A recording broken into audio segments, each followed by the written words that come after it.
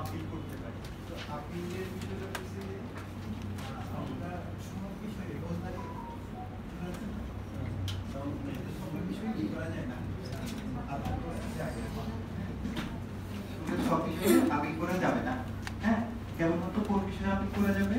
যে সকল বিষয়ে ফৌজদারি কার্যবিধি সুস্পষ্ট ভাবে আপিলের বিধান উল্লেখ করে দিয়েছে, মানে যে যে বিষয়ে ফৌজদারি কার্যবিধি বলে দিয়েছে কেবল এই বিষয়ে আপিল করা যাবে এবং সেই সকল বিষয়ে আপিল করা যাবে, বাকি বিষয়গুলোতে আপিল করা যাবে না। বুঝতে পেরেছেন? তাহলে সকল বিষয়ে সকল রায় বা আদেশের বিরুদ্ধে ফৌজদারি আদালতের আপিল করা যায় না।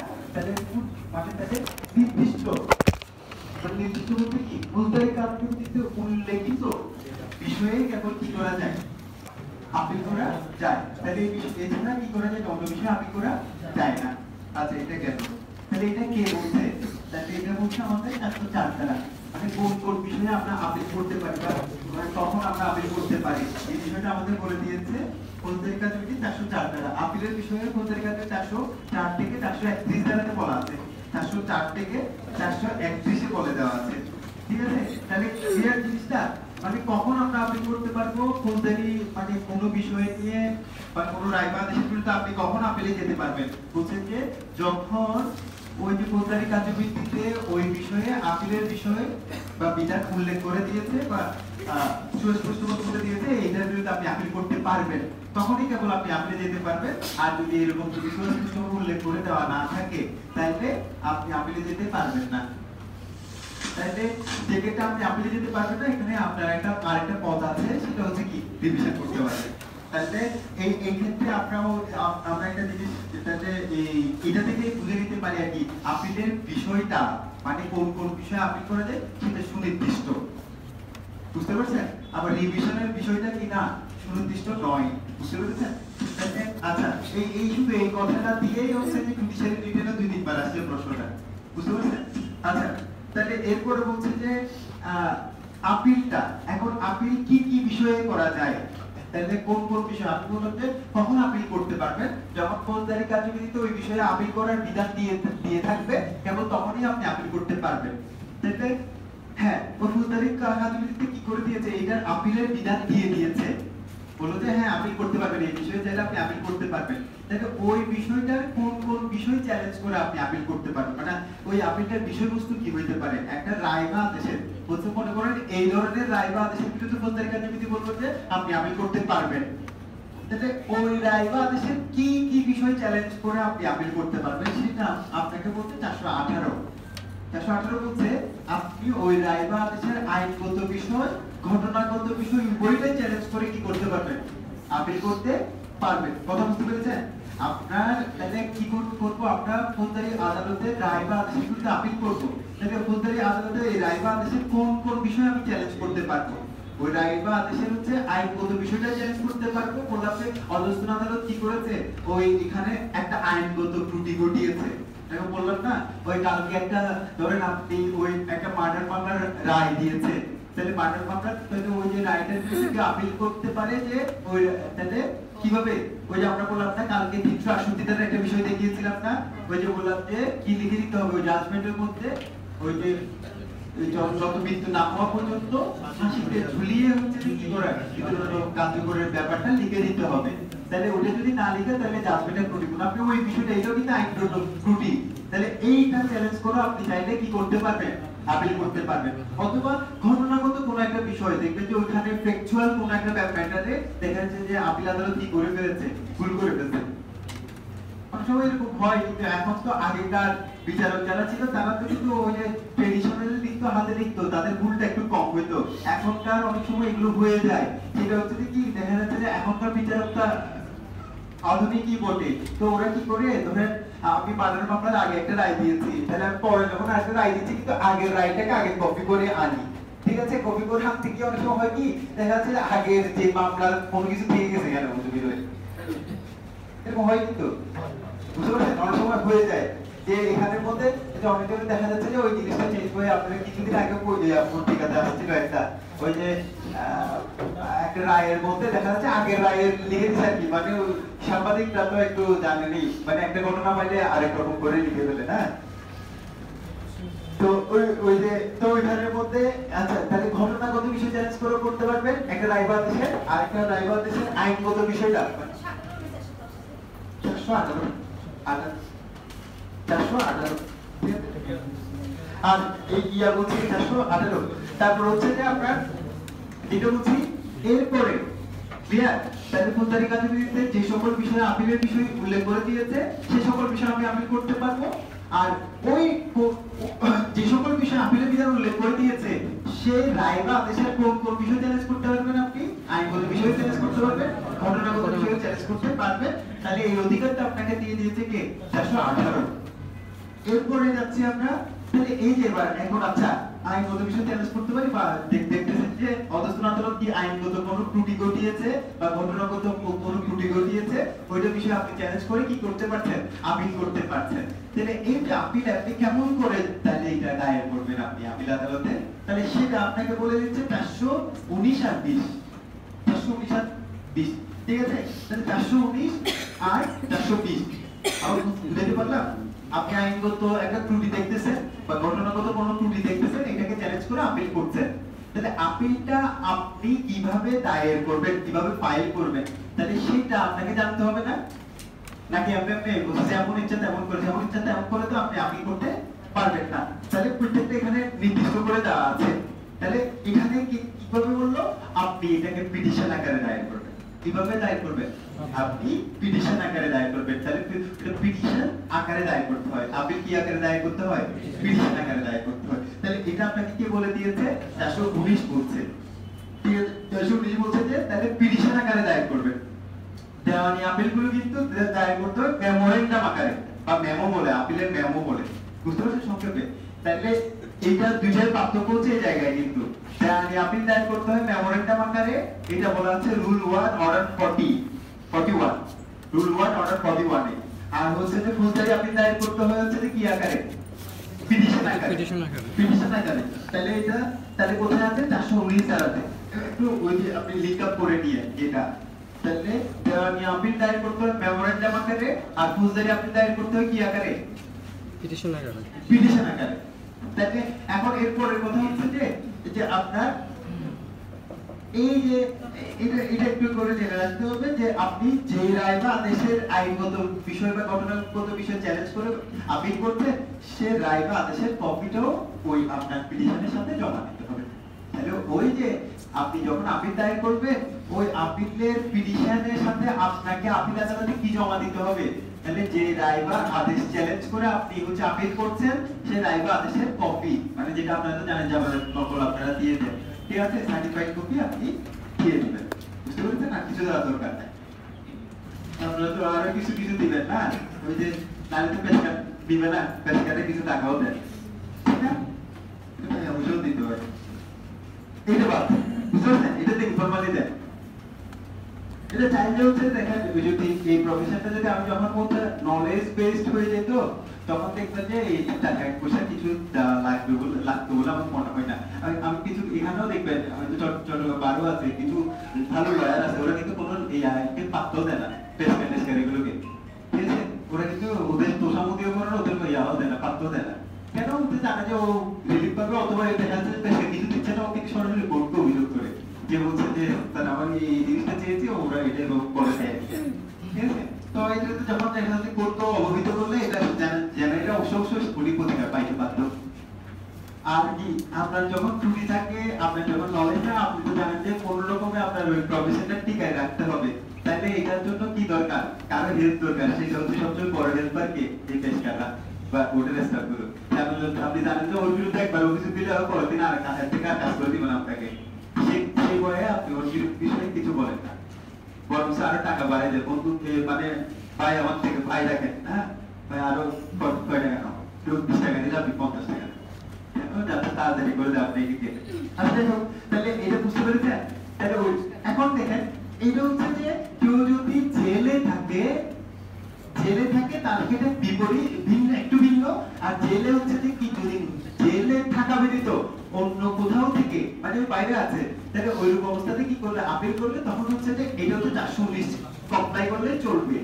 আর কিন্তু যদি জেলে থেকে আপিলটা করে তখন হচ্ছে একটু এটাও করতে হবে, পিটিশন আকারে দিবে ড্রাইভার তাহলে আদেশের কপি এটা দিতে হবে, কিন্তু এটা সরাসরি কি করতে পারবে না, সে নিজে বা হচ্ছে তার আইনজীবী মারফতে হচ্ছে আপিল আদালতে পিটিশনটা দিয়ে দিতে পারবে না।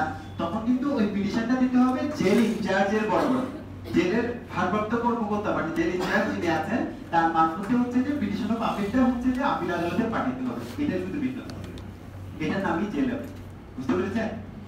যখন আমি বলছি যিনি আপিল করছেন, তাহলে তখন তুমি তো কনভিক্টেড হয়ে গেছে আসামি, তখন কিন্তু এই সময় আসামি বলা যেতে পারে। তো আসামি কোথায় আছে? জেলে আছে। জেলে থেকে যখন উনি আপিল করবেন তখন হচ্ছে যে বললাম যে উনি ওনাকে আপিল করার সিস্টেমে কি, ওনাকে কি করতে হবে, পিটিশন আকারে আপিলটা ফাইল করতে হবে। ওই যে বা রায় বা আদেশের হচ্ছে যে চ্যালেঞ্জ করে আপিলটা করছেন সেই রায় বা আদেশের হচ্ছে কপি ওনাকে আপিল আদালতে দাখিল করতে হবে পিটিশনের সাথে। তাহলে যখন জেলে থেকে উনি আপিল করবেন এক্ষেত্রে হচ্ছে ভিন্নতা আছে। ভিন্নতাটা কি, উনি সরাসরি কি করতে পারবেন না, ওনার ওই যে নিয়োজিত হচ্ছে আইনজীবী মারফত বা কিংবা উনি নিজে কি করতে পারবেন না, এই পিটিশন বা সার্টিফিকেট কপিটা আপিল আদালতে জমা দিয়ে আপিলটা ফাইল করে দিতে পারবে না। এক্ষেত্রে ওনার একটা কি আছে, প্রসিডিউর মেইনটেইন করতে হবে। তো প্রসিডিউরটা কি, সেটা হচ্ছে যে ওনাকে এই পিটিশনটা বা রায় বা আদেশের এই যে আবেদন নকলটা ওনাকে কি করতে হবে, যে ইনচার্জ বরাবর তাহলে কার কাছে পাঠাতে হবে, আপিল আদালতে পাঠাতে হবে। আপনারা অনেক সময় দেখবেন এগুলো হচ্ছে যে কি বোঝা যায়, এরকম তো করেন আইনজীবী করে দেন, ওই আপনারা জেনে ওই যে কোর্টে তো আবার আরো এরকম কতগুলো মানুষ আছে না যারা হচ্ছে যে শুধু একটা সাইন এনে দিবে জেল ইনচার্জের, ওই আপনারা বলেন না ওকালতনামাতে হচ্ছে যে জেলে থাকলে সাইন নেওয়ার জন্য আপনারা পাঠান না, ওই 30 টাকা নাকি কয় টাকা নেয় মনে হয়, এখন কয় টাকা নেয় আমি তো জানি না, ঠিক না? ওই যে ব্যবহার করে এরকম কত রকমের কোর্ট গিরে হচ্ছে কত রকমের ব্যবসা আছে না, ঠিক আছে? ওই যে এটা জানেন তো, জানতে হবে, কিন্তু আপনি না জানলে তাহলে ওইখানে কি করতে হবে না, সিনিয়র আপনারা কথা দিবে না, ফটো সিস্টেম করে যেতে হবে, যাবে চোখ কান খোলা রাখতে হবে, কোন দিকে কিভাবে কাজ করে কাজ শিখে যাবেন, তখন দেখবেন যে আপনি কি করতে পারবেন। ওই টাকা এখন শুধু শুধু কয়েক টাকার জন্য ঘোরাঘুরি করেন না, শুধু টাকা টাকা করবেন, তাহলে দেখবেন কাজ জানেন না, কোথায় কি করতে হবে জানেন না, তাহলে দেখবেন যে তাহলে কিছু করতে পারবেন না।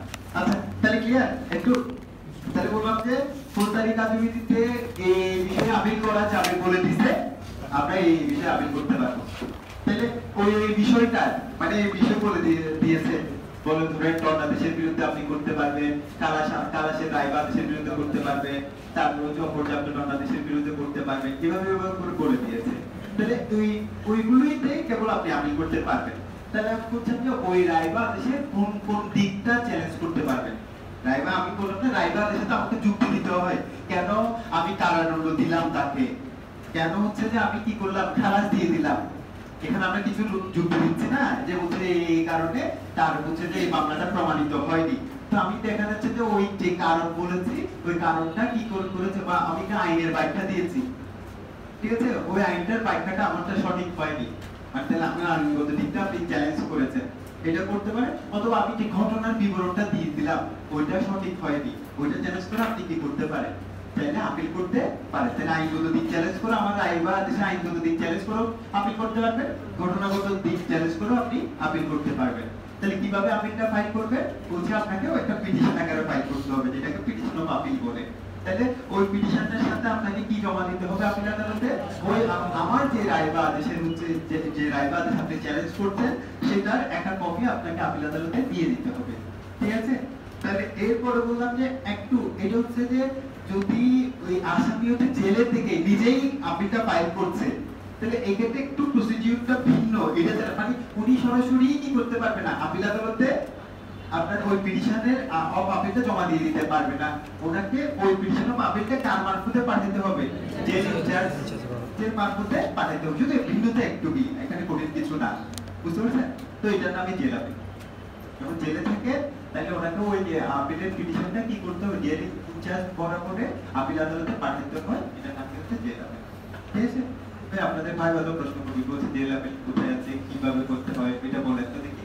এইগুলোই আপনি এগুলোই বলতে পারেন বা এগুলোর জন্য বই পান, বুঝতে পারছেন? যখন আপনি পারবেন দেখবেন যে বিষয়গুলো খুব ইজি, আর যখন পারবেন না তখন বিষয়গুলো অনেক কঠিন, বুঝতে পারছেন? তাহলে এখন ক্লিয়ার? আচ্ছা, তাহলে এরপর হচ্ছে যে আমরা জায়গা এই যে কোন কোন বিষয়টাতে আপিল করা যায়, মানে কিছু আরো কিছু বিষয় আছে, এই যে দেখবেন যে আমরা হচ্ছে যে এই যে এখানে প্রকৃত সম্পত্তির বিরুদ্ধে আপিল করা যায়, তারপর হচ্ছে শান্তিরক্ষা মুসলেখা, এগুলো পরীক্ষাতে আপনার আসে না, আপনারা পড়লে বলে দিতে পারেন 405 থেকে 406 এর এ পর্যন্ত এর পরীক্ষা কম কম আসে, আমরা একটা এক নজর চোখ গুলাই নিয়ে হয়ে যাবে, আমি এগুলো আর পড়াচ্ছি না। হ্যাঁ, তাহলে হচ্ছে যে তাহলে এখানে তিন ধরনের আপিলের বিষয়ে আমরা একটু পড়ছি, এগুলো পরীক্ষায় সব সময় লাগবে এবং আপনাদের প্র্যাকটিক্যাল লাইফে আজীবন লাগবে। ঠিক আছে, তো সেজন্য হচ্ছে যে একটা হচ্ছে যে মানে তিন ধরনের আপিল খুবই গুরুত্বপূর্ণ, তিন ধরনের বিষয়ে, একটা হচ্ছে দণ্ডাদেশের বিরুদ্ধে, আরেকটা হচ্ছে যে খালাসের আদেশের বিরুদ্ধে, আরেকটা হচ্ছে অপর্যাপ্ত দণ্ডাদেশের বিরুদ্ধে আপিল। ঠিক আছে, তো এই দণ্ডাদেশের বিরুদ্ধে আপিলগুলো বলা আছে 407 থেকে হচ্ছে আপনার 410 407 থেকে 410 বুঝতে পারছেন? তাহলে এখানের মধ্যে আছে যে বলছে যে সেকেন্ড ক্লাস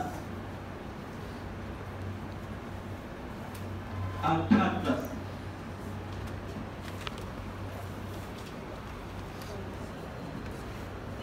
ঠিক আছে, আপিলটা করবেন এখানে, এই যে আপিলটা করবেন যে কার কাছে? ম্যাজিস্ট্রেটের কাছে। তাহলে second class third class magistrate যদি কোনো কাউকে দণ্ডিত করে, আচ্ছা একটু করে আবার বলি, তাহলে প্রথম থেকে শুনেন, তাহলে আপিলের বিধান থাকলে আপিল করা যাবে। তাহলে ফৌজদারি কার্যবিধিতে বলছে যে আপনি যদি দণ্ডাদেশ দিয়ে কাউকে দণ্ডিত করে, তাহলে দণ্ডাদেশ দিলে ওই দণ্ডাদেশের বিরুদ্ধে যাকে দণ্ডিত করা হয়েছে সে আপিল করতে পারবে। কত ধারার বিধান বলে? 407 থেকে 410 ধারার বিধান বলে। তাহলে কে দণ্ডাদেশের বিরুদ্ধে আপিল কে করতে পারেন? কেবল দণ্ডিত ব্যক্তি। আপনাকে চাইলে এটাও প্রশ্ন করতে পারে যে বলছে যে দণ্ডাদেশের বিরুদ্ধে আপিল, তাহলে এটা কে করতে পারে? কেবল দণ্ডিত ব্যক্তি করতে পারে। দণ্ডাদেশের বিরুদ্ধে আপিল কে করতে পারে? কেবল দণ্ডিত ব্যক্তি করতে পারে। তাহলে এখন এই দণ্ডিত ব্যক্তি কি করতে পারে বলছি, এই যদি কাউকে সেকেন্ড ক্লাস ম্যাজিস্ট্রেট বা থার্ড ক্লাস ম্যাজিস্ট্রেট কাউকে কি করেছে, কোন দণ্ড প্রদান করেছে, তাহলে ওই দণ্ডাদেশের বিরুদ্ধে উনি আপিল কার কাছে করবেন? চিফ জুডিশিয়াল ম্যাজিস্ট্রেটের কাছে। সবার কাছে তো করা যাবে না, আপনাকে জানতে হবে না। বলছে যে আপিলের বিধান উল্লেখ করে দিয়েছে, বলছে ওই মানে এই দণ্ডাদেশের বিরুদ্ধে আপিলের বিধানের কথা বলে দিয়েছে কত থেকে কততে? 407 থেকে 410। তাহলে কে করতে পারবে? দণ্ডিত ব্যক্তি, যাকে দণ্ড দিয়েছে কেবল সেই করতে পারবে। মানে 407 থেকে 410 ধারার অধীনে কেবল দণ্ডিত ব্যক্তি আপিল করতে পারে। এখন বলছে যে উনি কি ওই দণ্ডাদেশের কোন বিষয় চ্যালেঞ্জ করে আপিল করতে পারবেন? আইনগত দিক, ঘটনাগত দিক উভয় চ্যালেঞ্জ করে করতে পারবেন। এখন হচ্ছে যে বলছে যে এখন কার কাছে করবেন আপিলটা, তাহলে এখানে ফোরামগুলো আবার ইয়া করে দিচ্ছে, আলাদা আলাদা করে দিচ্ছে। তাহলে বলছে যে কি, যদি কাউকে সেকেন্ড ক্লাস ম্যাজিস্ট্রেট বা থার্ড ক্লাস ম্যাজিস্ট্রেট কেউ দণ্ড দেয়, তাহলে ওই দণ্ডাদেশের বিরুদ্ধে আপনি আপিল করবেন কার কাছে? জুডিশিয়াল ম্যাজিস্ট্রেটের কাছে। বুঝতে পারছেন? আচ্ছা, তাহলে এরপর হচ্ছে যে এখানে হচ্ছে যে যদি ফার্স্ট ক্লাস ম্যাজিস্ট্রেট দেয় বা মেট্রোপলিটন ম্যাজিস্ট্রেট ছিল, তাহলে এর বিরুদ্ধে আপিলটা যাবে যে হচ্ছে যে আপিল হচ্ছে যে সেশন জাজের কাছে। এখানে খেয়াল করি আর কিন্তু দায়রা জজের কাছে, আদালত নয়, জজের কাছে সেশন জাজ। আবার বলি আপনাদের প্রথম দিন বলছিলাম না যে বলছেন যে এই জিনিসগুলো খুব ভালো করে মনে রাখি, আর নাইলে হচ্ছে বারবার কনফিউজ হয়ে যাবেন। কারণ আপনারা হচ্ছে এমসিকিউতে দুইটা অপশনেই দেওয়া থাকবে, দায়রা জজও দেওয়া থাকবে, দায়রা আদালতও দেওয়া থাকবে। অথবা এভাবে করে করে করে দিবে, দায়রা জজ, অতিরিক্ত দায়রা জজ, যুগ্ম দায়রা জজ, উপরে সবগুলো। ঠিক আছে, অথবা হচ্ছে দায়রা আদালত, তারপর হচ্ছে যে ওইখানে হাইকোর্ট, চিফ জুডিশিয়াল ম্যাজিস্ট্রেট, কোনোটিই নয়। তাহলে এভাবে পুরো অপশন থাকবে। তাহলে আপনি যদি ভালো করে না বুঝতে হয় তাহলে উত্তরটা করতে পারবেন না অথবা ভুল করবেন। ঠিক আছে, তাহলে যদি কোনো ফার্স্ট ক্লাস ম্যাজিস্ট্রেট বা মেট্রোপলিটন ম্যাজিস্ট্রেট নিজে হচ্ছে ফার্স্ট ক্লাস ম্যাজিস্ট্রেট, তাহলে উনি কাউকে দণ্ডিত করেছে, ওই দণ্ডাদেশের বিরুদ্ধে দণ্ডিত ব্যক্তি, আবার বলছি 407 থেকে 410 ধারার অধীনে আপিল করতে পারে কে? দণ্ডিত ব্যক্তি। তাহলে ওই যে দণ্ডিত ব্যক্তি আপিল করবেন কার কাছে? দায়রা জজের কাছে। দায়রা জজের কাছে, জজের কাছে, সেশন জাজের কাছে না, কোর্ট অফ সেশনের কাছে না, বা দায়রা আদালতের কাছে না। দায়রা আদালত বললে তিন ধরনের, দায়রা জজ, অতিরিক্ত দায়রা জজ, যুগ্ম দায়রা জজ। কিন্তু শুধু উনি একজনের কাছে, সেশন জাজ।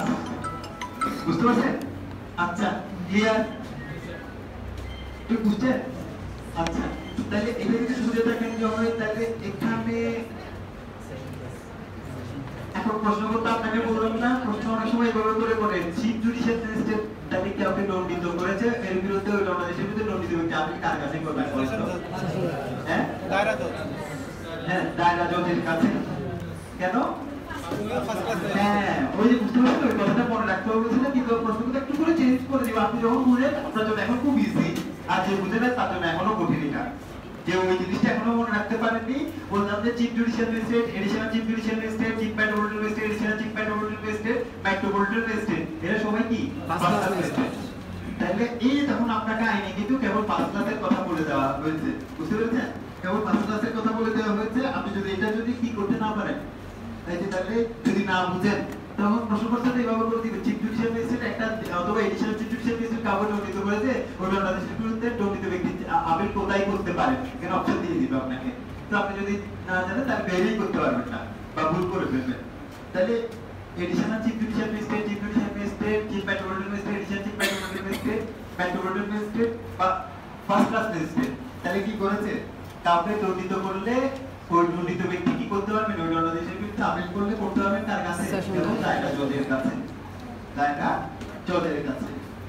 আচ্ছা, এখানে একটা কথা আছে আবার, 24 এই ধারা ব্যতীত, বুঝতে পারছেন? আমাদের বলছি, তাহলে আগে প্রথমে তো বলে দিলাম,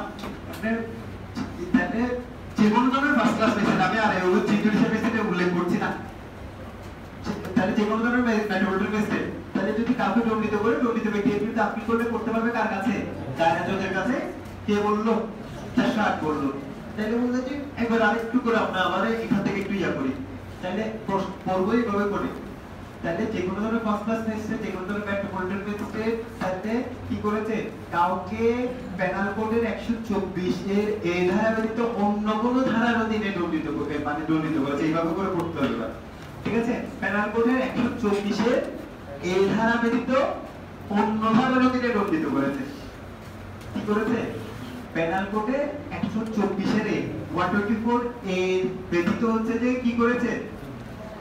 অন্য কোন ধারার অধীনে যদি দণ্ড দেয়, ওই বাংলাদেশের বিরুদ্ধে দণ্ডিত ব্যক্তি কি করতে পারবেন? দায়রা জজের কাছে আপিল করতে পারবেন। ঠিক আছে? তাহলে যদি এখন এবার প্রশ্ন, তখন আমাকে আমার মস্তিষ্ক নিজেই তো করবে, তাহলে 124 এর এই ধারার অধীনে দিলে কি হয়েছে? ঠিক আছে? তাহলে পেনাল কোডের 124 এর, মানে এই যে দেখেন এই ফার্স্ট ক্লাস মেট্রোপলিটন ম্যাজিস্ট্রেট হচ্ছে যদি পেনাল কোডে 124 এর এই ধারার অধীনে কাউকে দণ্ডিত করে, তখন হচ্ছে যে আপিলটা যাবে কার কাছে? ওরাই দিবে এটার অধীনে, এটার অধীনে, মানে এটা এই ধারায় আর কি। ঠিক আছে? আপিল হচ্ছে যে কার কাছে? হাইকোর্ট ডিভিশনে। বুঝতে পারছেন? তাহলে আমার কথাটা হচ্ছে যে কি হলো, first class magistrate, metropolitan magistrate penal কোডের 124 এর এই ধারার অধীন ব্যতীত অন্য কোনো ধারার অধীনে কি করেছে? কাউকে দণ্ডাদেশ দিলে ওই দণ্ডাদেশের বিরুদ্ধে আপিল যাবে কার কাছে? হাইকোর্ট। হাইকোর্টে দায়রা নাকি হয় না? দায়রা জজের কাছে। আপনার আদালত বলা যাবে না। ঠিক আছে? দায়রা জজের কাছে। তাহলে আবার বলেন, তাহলে কি করেছে? ওই যে আমি বললাম যে কোনো ধরনের ফার্স্ট ক্লাস ম্যাজিস্ট্রেট, যে কোনো হচ্ছে যে ধরনের মেট্রোপলিটন ম্যাজিস্ট্রেট হচ্ছে পেনাল কোড 124 এর এই ধারা ব্যতীত অন্য ধারার অধীনে কাউকে দণ্ডিত করলে তাহলে আপিল যাবে কার কাছে? দায়রা জজের কাছে নাকি আদালতের কাছে? জজের কাছে। তাহলে দায়রা জজের কাছে করতে হবে ফাইলটা। আর পেনাল কোড যদি 124 এর এই ধারার অধীনে করে, কেবল সেই ক্ষেত্রে ওনার আপিলটা যাবে হাইকোর্ট ডিভিশন সরাসরি।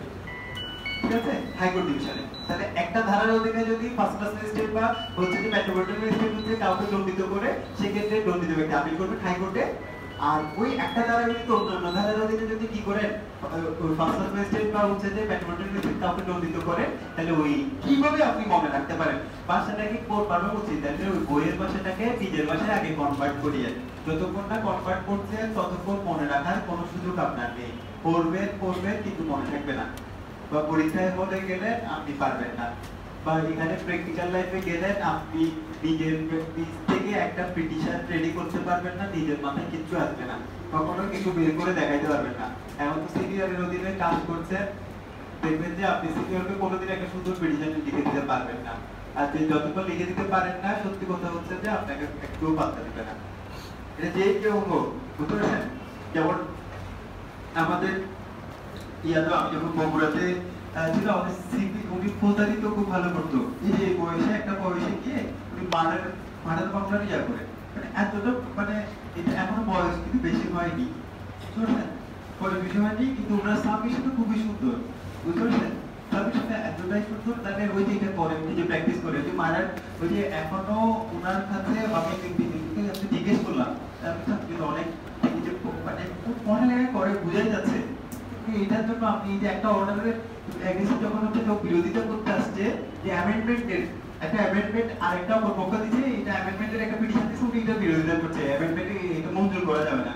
হ্যাঁ, আমি ওনার ওই সাবমিশন অনুযায়ী আমি নিজে আরো কিছু স্টাডি করে আরো কেস রেফারেন্স কোট করে দেখা যাচ্ছে যে অর্ডারটা আমি নিজেও কি করেছি, ব্র্যাকেট করেছি, এই যে অ্যামেন্ডমেন্ট আমন্ত্রণ করেছি, এবং এটার বিরুদ্ধে আপিল করছে, কারণ আমি যেভাবে করে অর্ডারটা দিতে আমি জানি যে এটা কখনো কি করতে হবে না, এটা ব্র্যাকেট হবে না।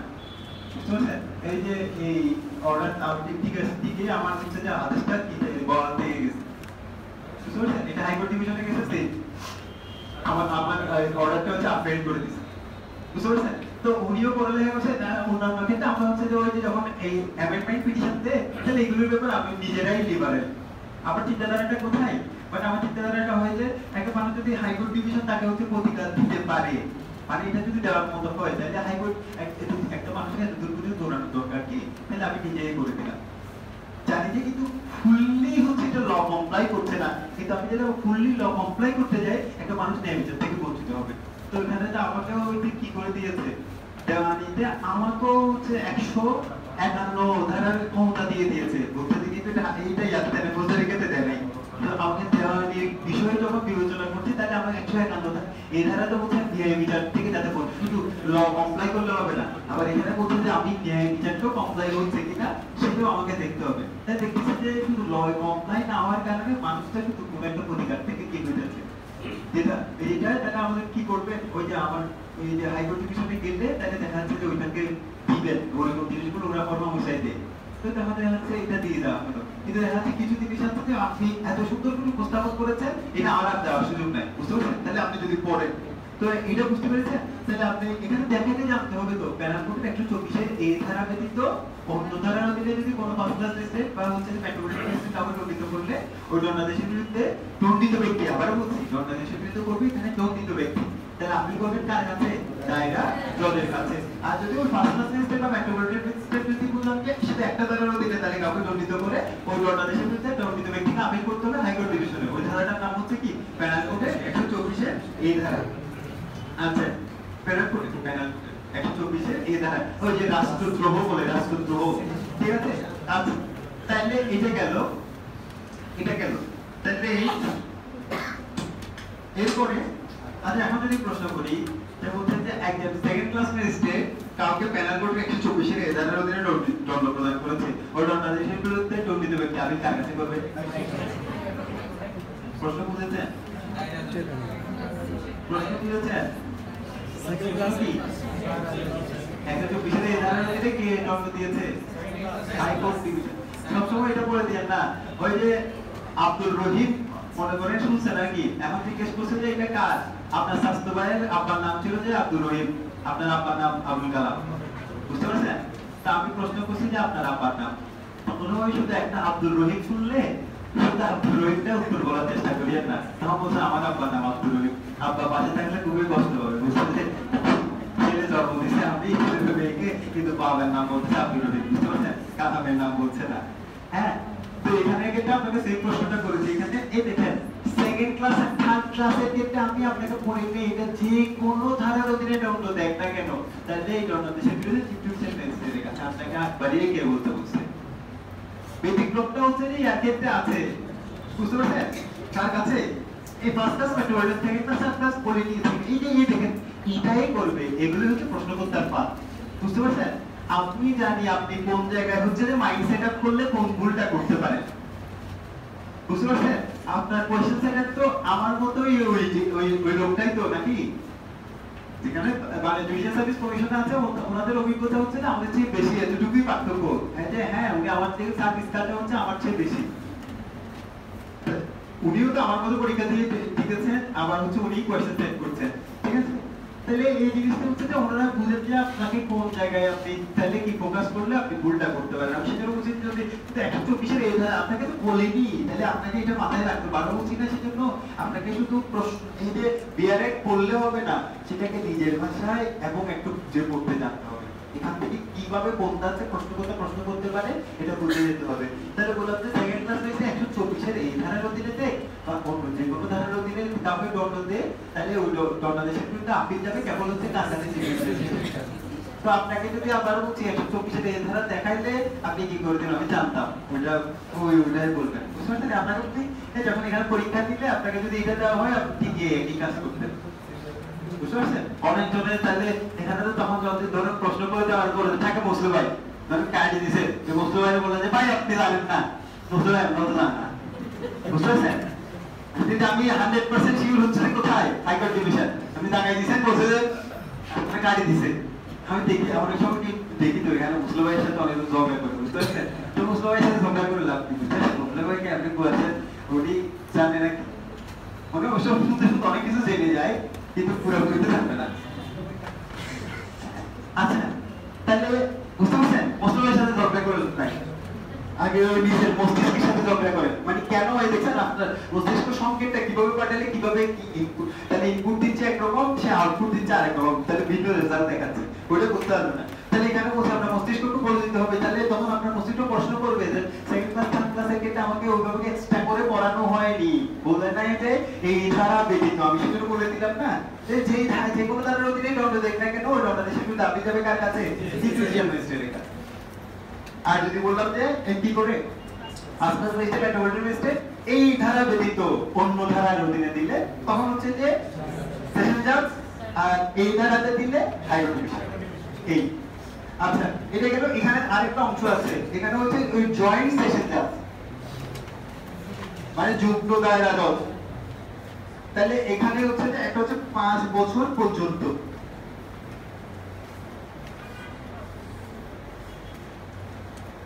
হ্যাঁ তাহলে এটা হচ্ছে সেশন জাজ,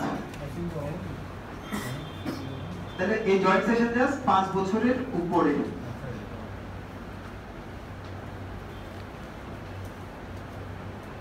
হাইকোর্ট ডিভিশন। আবার দেখেন তাহলে জয়েন্ট সেশন জাজ বা যুগ্ম দায়রা জজ চাইলে কাউকে কি করেছে আপনার 5 বছর পর্যন্ত কারাদণ্ড প্রদান করেছে, ওই ক্ষেত্রে হচ্ছে যে ওই কারাদণ্ড দেশের বিরুদ্ধে আপিল যাবে কার কাছে? দায়রা জজের কাছে 5 বছর পর্যন্ত, ঠিক আছে? মানে 5 বছর পর্যন্ত, একদিন থেকে শুরু করে 5 বছর পর্যন্ত একটা দণ্ডাদেশ দিয়েছে, ওই দণ্ডাদেশের বিরুদ্ধে দণ্ডিত ব্যক্তি আপিল করতে পারবে কার কাছে? আপনার দায়রা জজের কাছে, ঠিক আছে? দায়রা জজের কাছে। আর হচ্ছে যে বললাম যে যুগ্ম দায়রা জজ কাউকে কি করেছেন 5 বছরের উপরে, মানে 5 বছর একদিন থেকে শুরু করে সর্বোচ্চ কত দিতে পারেন বলেন তো? সর্বোচ্চ 10 বছর, 10 বছর দিতে পারেন। কোথায় বলা আছে এটা?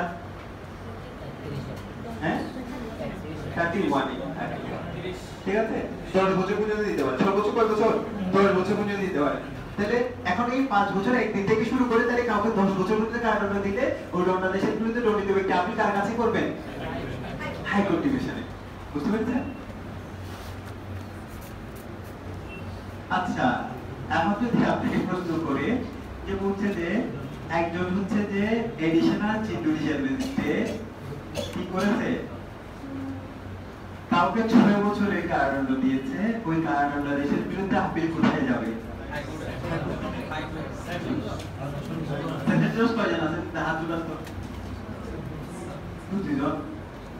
হাত আমি বলছি যে কাউকে এডিশনাল চিফ জুডিশিয়াল ম্যাজিস্ট্রেট কাউকে কি করেছে 6 বছরের কারাদণ্ড দিতে, তাহলে এই জবাবদিহির বিরুদ্ধে আপিল নোটিশ ব্যক্তি কোথায় করবেন? হাইকোর্টে। ওই দুইজন ছিল বসে বসে না, মেজরিটি সবসময় কি করে না, প্রিভেইল করে না, বুঝতে পারছেন? মেজরিটি প্রিভেইল করে না, ওই যে ওরা দুই তিনজন ছিল, পিছন দিকে একজন, এদিকে সামনের দিকে এখানে একজন, এখানে একজন, হ্যাঁ ওইটাই ঠিক ছিল। এই যে আপনারা বুঝেন নাই তাহলে আমি বলছি দেখেন, আপনি হচ্ছে বলেন তো একজন এডিশনাল চিফ জুডিশিয়াল ম্যাজিস্ট্রেট তো ফার্স্ট ক্লাস ম্যাজিস্ট্রেট, আপনি উনি কত বছর পর্যন্ত কারাদণ্ড দিতে পারেন? কিন্তু আমরা বলছি যখন ওনাকে 29 ধারার অধীনে বিশেষ ক্ষমতা দিয়ে দেওয়া বিচারে সেক্ষেত্রে উনি 7 বছর দিতে পারেন না, তুই কেটে 7 বছর ধরেন 6 বছর দিল আর 7 বছর দিল, তখন কোথায় যাবে? এখানে আমরা বলছি ওনার কত বছর এটা আপনাকে বলে দেয়নি, ওনার পাওয়ারের মধ্যে ওনাকে যতটুকু পাওয়ার করে দেওয়া হয়তো পাওয়ারের মধ্যে যতটাই দণ্ড দেখবে কেন কার কাছে, শুধু তখন শুধু এই ধারাটা ম্যাটার, এই যে এই ধারার অধীনে দিয়েছে কিনা, এই ধারার অধীনে যদি না দেয় তাহলে ওইটা সেশন জাজের কাছে, এই ধারার অধীনে দিলে হাইকোর্টে বুঝতে পেরেছেন? তো আপনি ওই যে আমি বুঝছেন এই আপনাকে সংখ্যা মাথার মধ্যে কিছুক্ষণ দিচ্ছি, আপনি ওই যে সংখ্যাটাকে আবার প্রকাশ করেছেন যে ভুল করবেন। যে জন্য বারবার বলছি আপনি এখানে এসে ওই যে পড়ার সিস্টেমটা দেখে নিয়ে যায় আর বাসায় গিয়ে আবার করবেন নিজের মতো করে। অনেক জিনিস দেখবেন যে আমি তো শুধু পরীক্ষায় যেগুলো দরকার এগুলো দিচ্ছি, আপনার প্র্যাকটিক্যালি আমার অনেক জিনিস প্রয়োজন থাকবে, কারণ এখানে সময় কম, ওগুলো আপনাকে সবগুলো বলে দেওয়া যাবে না, সবগুলো আপনি শিখিয়ে দেওয়া যায় না, বুঝতে পারছেন? ভালো কিছু করতে হলে সবগুলো সম্পূর্ণ নিজেকে করতে হয়, বুঝতে পারছেন? কেউ আপনি কারো শিকার বলতে হচ্ছে না, আপনি বেশি দিন পর্যন্ত যেতে পারবেন না। তো সেই জন্য বারবার বলছি দেখেন আপনাকে এখানে বারবার এগুলো বলে দেওয়ার মানে হচ্ছে যে এগুলো আপনি যাতে কি থাকেন, ওই যে সচেতন হইলে পরীক্ষার হলে আপনাকে গিয়ে যাতে আর আফসোস করে বলতে না হয় এবার প্রশ্ন কঠিন হয়েছে, এবার প্রশ্ন অনেক ঘোরানো পেছনা ছিল, এই ঘোরানো পেছনে বলতে এই কাজটাই করবে, বুঝতে পারছেন? আপনাকে জানি আমি এখন আপনি সংখ্যার উপর ফোকাস করবেন, আমি সেই জন্য আপনি কিছুক্ষণ আগে আপনাকে একই জায়গায় ধরা খাওয়াইলাম, আপনারা তবু ওই জায়গায় চিন্তা করতে পারেন। আপনার সামনে এখনো তো লেখা আছে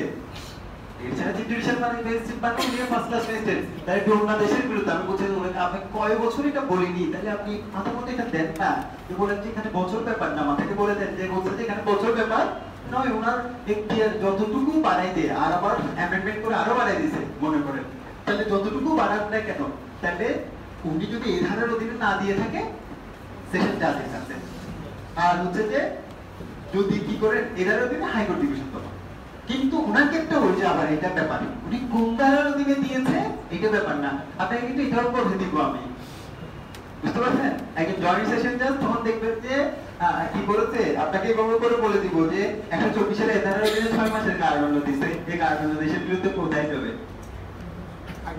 124 এর ধারার অধীনে একজন জয়েন্ট সেশন জাজ তাহলে কি 6 মাসের কারাদণ্ড দিয়েছে? জয়েন্ট সেশন জাজ তার কাছে, বুঝতে পেরেছেন? কারণ ওনার ক্ষেত্রে আপনি কোন ধারার অধীনে দিয়েছে এটা ব্যাপার না, তাহলে বুঝতে পেরেছেন? জয়েন্ট সেশন জাজ যদি 124 এর এই ধারার অধীনে 6 মাস দেয় মানে 5 বছরের কম দেয় বা অন্য কোনো ধারার অধীনে কি করেছে 5 বছরের কম দেয়, তাহলে তখন হচ্ছে ওনার ক্ষেত্রে ব্যাপারটা হচ্ছে কি ওই ইয়াটা মানে ওনার তো সর্বোচ্চ 10 এটা কত হতে পারতেছে 5 এর উপর, ঠিক আছে? 5 পর্যন্ত আর 5 এর উপরে হলে তার উপরে হাইকোর্ট, বুঝতে পারছেন? বুঝতে পারছেন?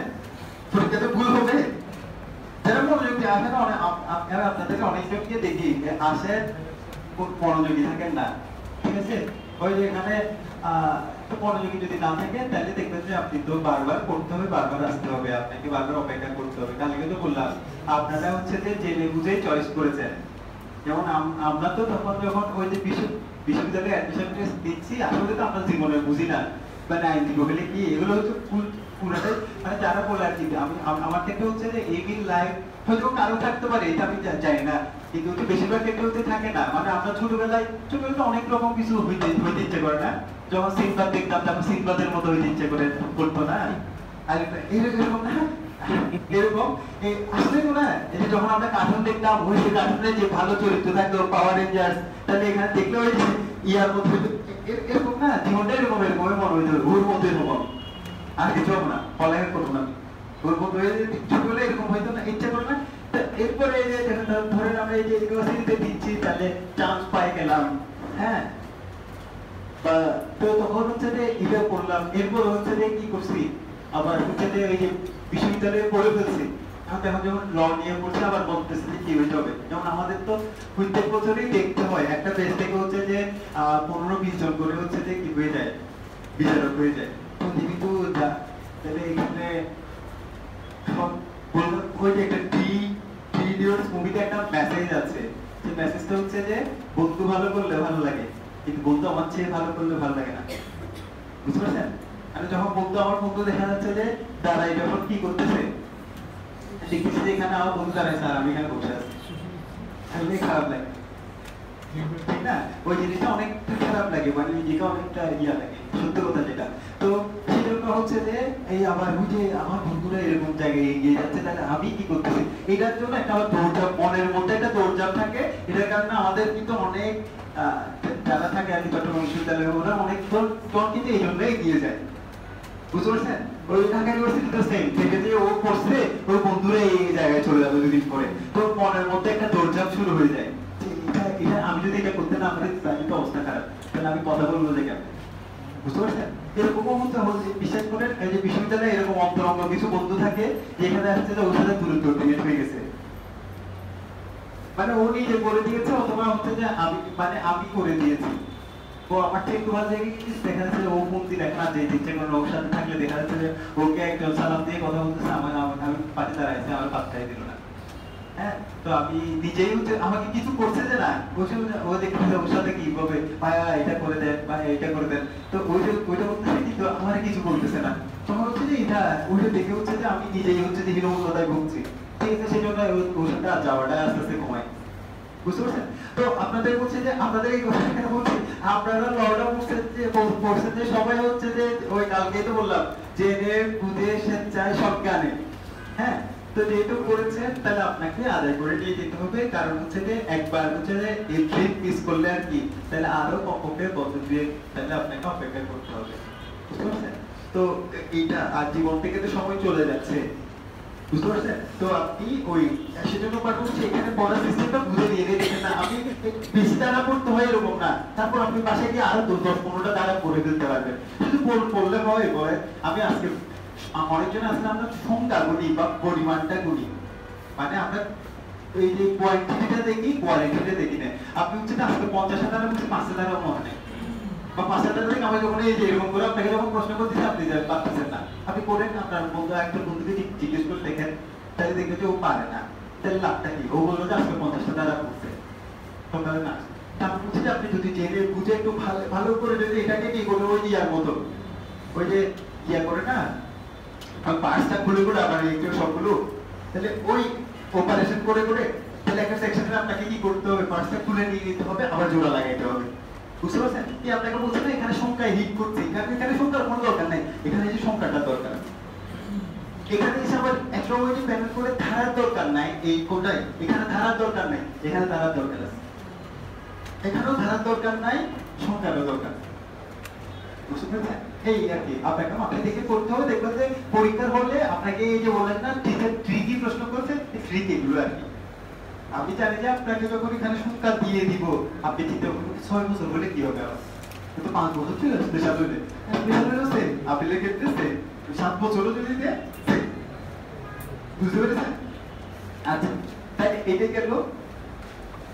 আচ্ছা, এখানে দেখবেন আরেকটা বিষয় খেয়াল করি, এখানে যে আপিলগুলো হচ্ছে যে সেশন জাজের কাছে যায়, হ্যাঁ হ্যাঁ, এই আপিলগুলো কিন্তু কি করতে পারবেন, এডিশনাল সেশন জাজ নিষ্পত্তি করতে পারবেন। প্রশ্নটা আপনাকে অন্য ধাঁচেও করতে পারে, প্রশ্নটা এভাবে করে করতে পারে, ফার্স্ট ক্লাস ম্যাজিস্ট্রেট বা মেট্রোপলিটন ম্যাজিস্ট্রেটের একটা দণ্ডাদেশের বিরুদ্ধে, ঠিক আছে, তাহলে আপিল কে নিষ্পত্তি করতে পারেন, আপিল কার কাছে দায়ের করা যায় এটা একটা প্রশ্ন, কে কে নিষ্পত্তি করতে পারেন।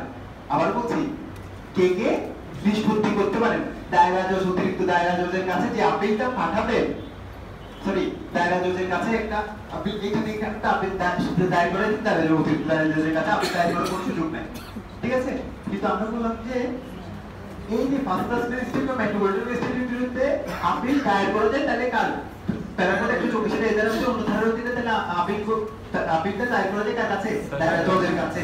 আর হচ্ছে জয়েন্ট সেশনটা যে 5 বছর পর্যন্ত রমনাদেশের বিরুদ্ধে আপিল করা যায় দায়রা জজের কাছে।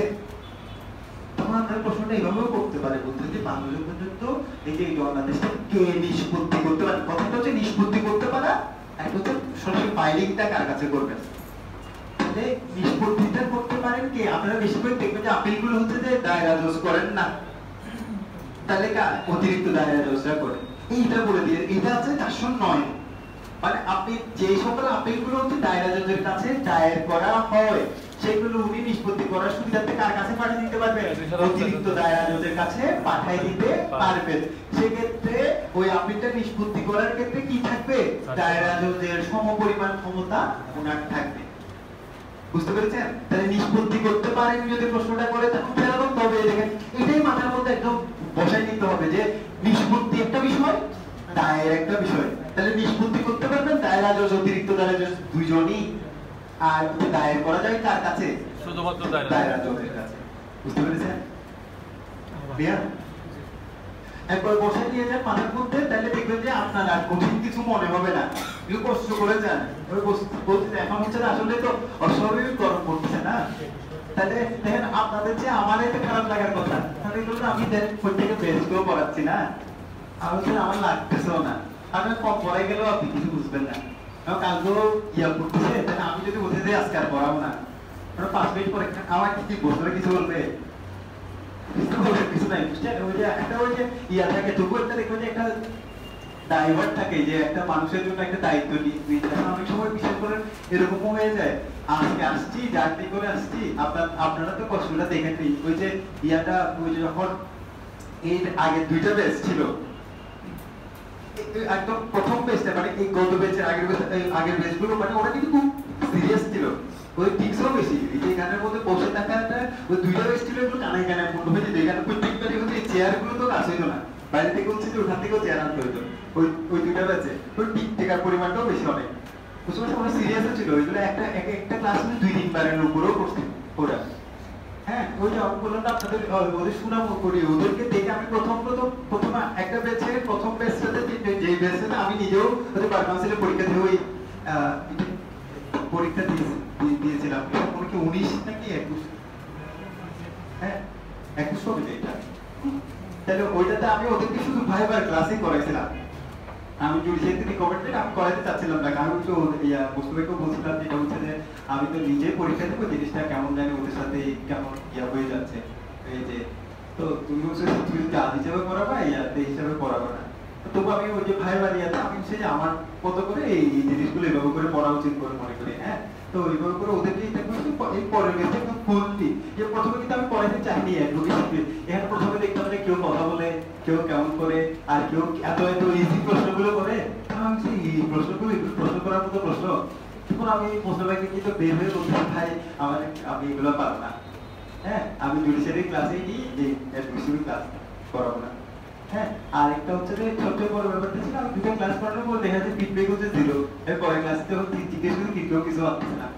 হ্যাঁ, তা আমি সেগুলো এত কষ্ট করে এগুলো কাজ করার দরকার নাই, আমি পড়াইতে পারবো না।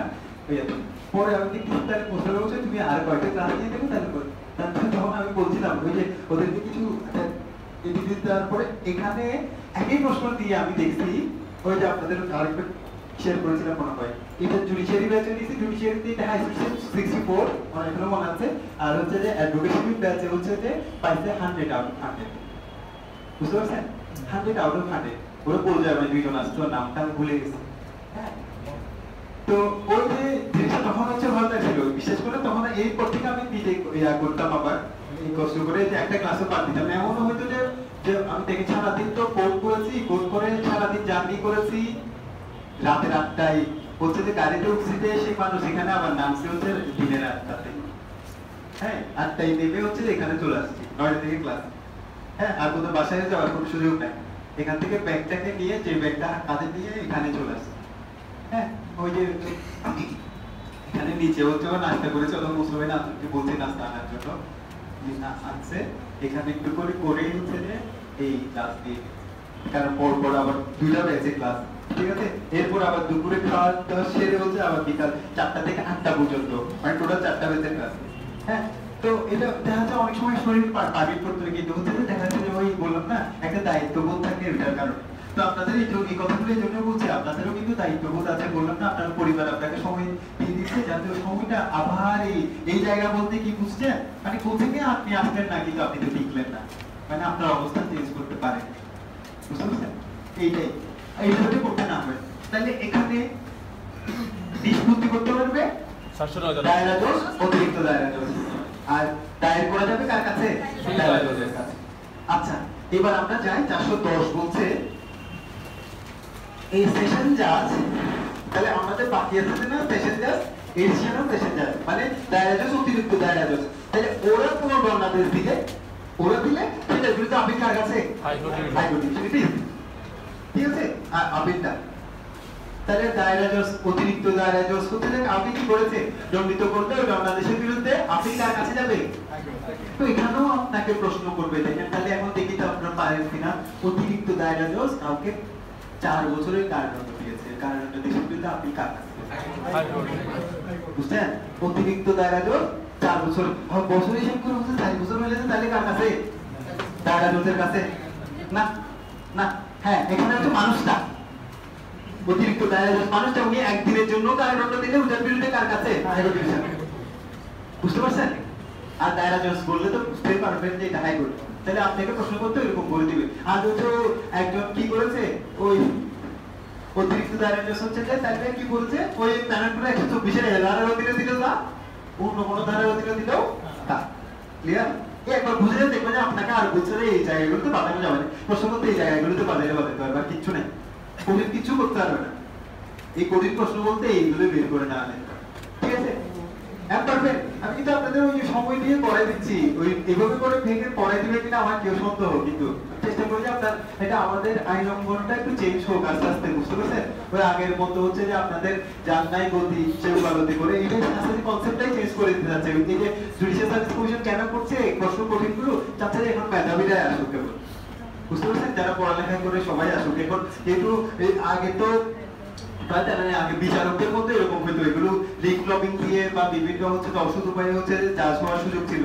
এখন কিন্তু পুরো জুডিশিয়াল সার্ভিসের যে নিয়োগ প্রক্রিয়াটা আছে, এখন তো কোটা সিস্টেমও নাই, আগে তো কোটা দিয়েও হচ্ছে অনেকজন জাজ হয়ে যেত, বা হ্যাঁ তাহলে ওই জিনিসটা নাই এখন। শুধু হ্যাঁ এটা চেঞ্জ করে শুধু আরেকটা বিষয় চেঞ্জ করতে হবে, সেটা হচ্ছে স্টাফ নিয়োগগুলো, স্টাফগুলো দুর্নীতিগ্রস্ত। এটা হচ্ছে যে আপনারা চাইলে কোনো ব্যাপার না, মানে আপনারা যখন মেধাবী হয়ে যাবেন তখন আমি বললাম না আপনার একটাই আছে, আপনি যখন হচ্ছে যে আপনার মেধা নাই তাহলে আপনাকেও বললাম না, একটা হচ্ছে যে ধারে না কাটলে ভারে কাটতে হবে, আপনার তো এখন কি উপায় হচ্ছে কি টাকা তো করতে হবে আপনাকে। এখন একটা এই বয়সে আসছেন, আপনার ওই যে পরিবারের মানুষগুলোকে খাওয়াবেন, ঠিক আছে? বা একটা তো এখন আপনাকে এইরকম অসৎ উপায় দেখে দিত, একটা ভালো ভালো লয়ার পর্যন্ত আসলে কিন্তু ওরা স্টাফদের কোনো পাত্তাই দেয় না, খেয়াল করলেই বুঝবেন। নর্মাল লয়ার আছে ওরা কিন্তু স্টাফদের কোনো ইয়া করে না, পাত্তা দেয় না, আর স্টাফরা ওদেরকে দেখলে ভয় পায়। কিন্তু আপনি বললাম না আপনার অবস্থানটা যদি এভাবে ক্রিয়েট করতে না পারেন, আপনি জানেন যে পরের দিকেও আপনাকে ওর সুবিধা নিতে পারেন, হ্যাঁ তাহলে আপনি ওর বিরুদ্ধে কথা বলার সুযোগ পাবেন না। মানে দুর্নীতিগুলো কিন্তু এভাবে করে করে আগে আমি বলছি যে আপনার থেকে আমি যখন দেখতেছি স্টাফকে আমি পরের দিন ওর উপর আমাকে আবার নির্ভর হইতে হবে কোনো একটা বিষয়ে। আমি একটা বিষয় জানি না, অনেকজন দেখবেন যে নদী বা পদ্মা এটাতে কি করতে হবে, অনেকজন আমরা এটাও দেখি, মানে পুরোটা হচ্ছে স্টাফ পাশে নির্ভর হচ্ছে যে তোদের এরকম কিভাবে পিটিশন দিব, এটাতে কি দিব বলেন তো। এরপর ওনাদের থেকে জিজ্ঞেস করে করে কি করা হয়, মানে স্টেপ গুলো নেই, মানে কি একটা ভালো লয়ার হলে উনি দেখে দেখবেন যে এটার এগেইনস্টে একটা অর্ডারের এগেইনস্টে 5-6টা পিটিশন দিয়েছে। তখন হচ্ছে আসলে যখন লয়ারও বলে জানে তখন হচ্ছে যে বিচারকও ভয় পায়, বিচারক ভয় পায় বলতে এদিকে মানে আমি অর্ডারটা লিখতেছি যাতে ইয়া হয়, উনি তো একদম জোরালো ভাবে তুলে দেবে। তো আমিও সচেতন হয়ে লিখছি, আমি তো এগুলো দিয়েছি কিন্তু না কি করবে ইয়া। আচ্ছা তাহলে একটু ক্লিয়ার, বাংলাদেশের বিরুদ্ধে গেল, এবার হচ্ছে যে খালাসের আদেশের বিরুদ্ধে খালাস,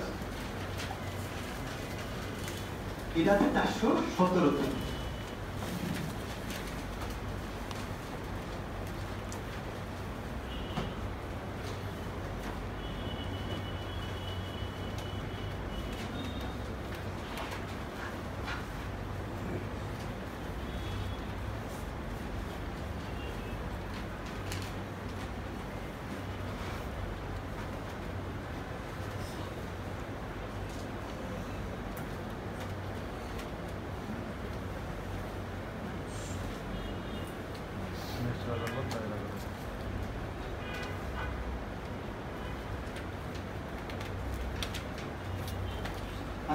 এখানে দেখেন খালাসের বিরুদ্ধে যখন আপিলের কথা আসবে তখন হচ্ছে যে তখন দেখতে হবে যে এই খালাসটা কে দিয়েছে।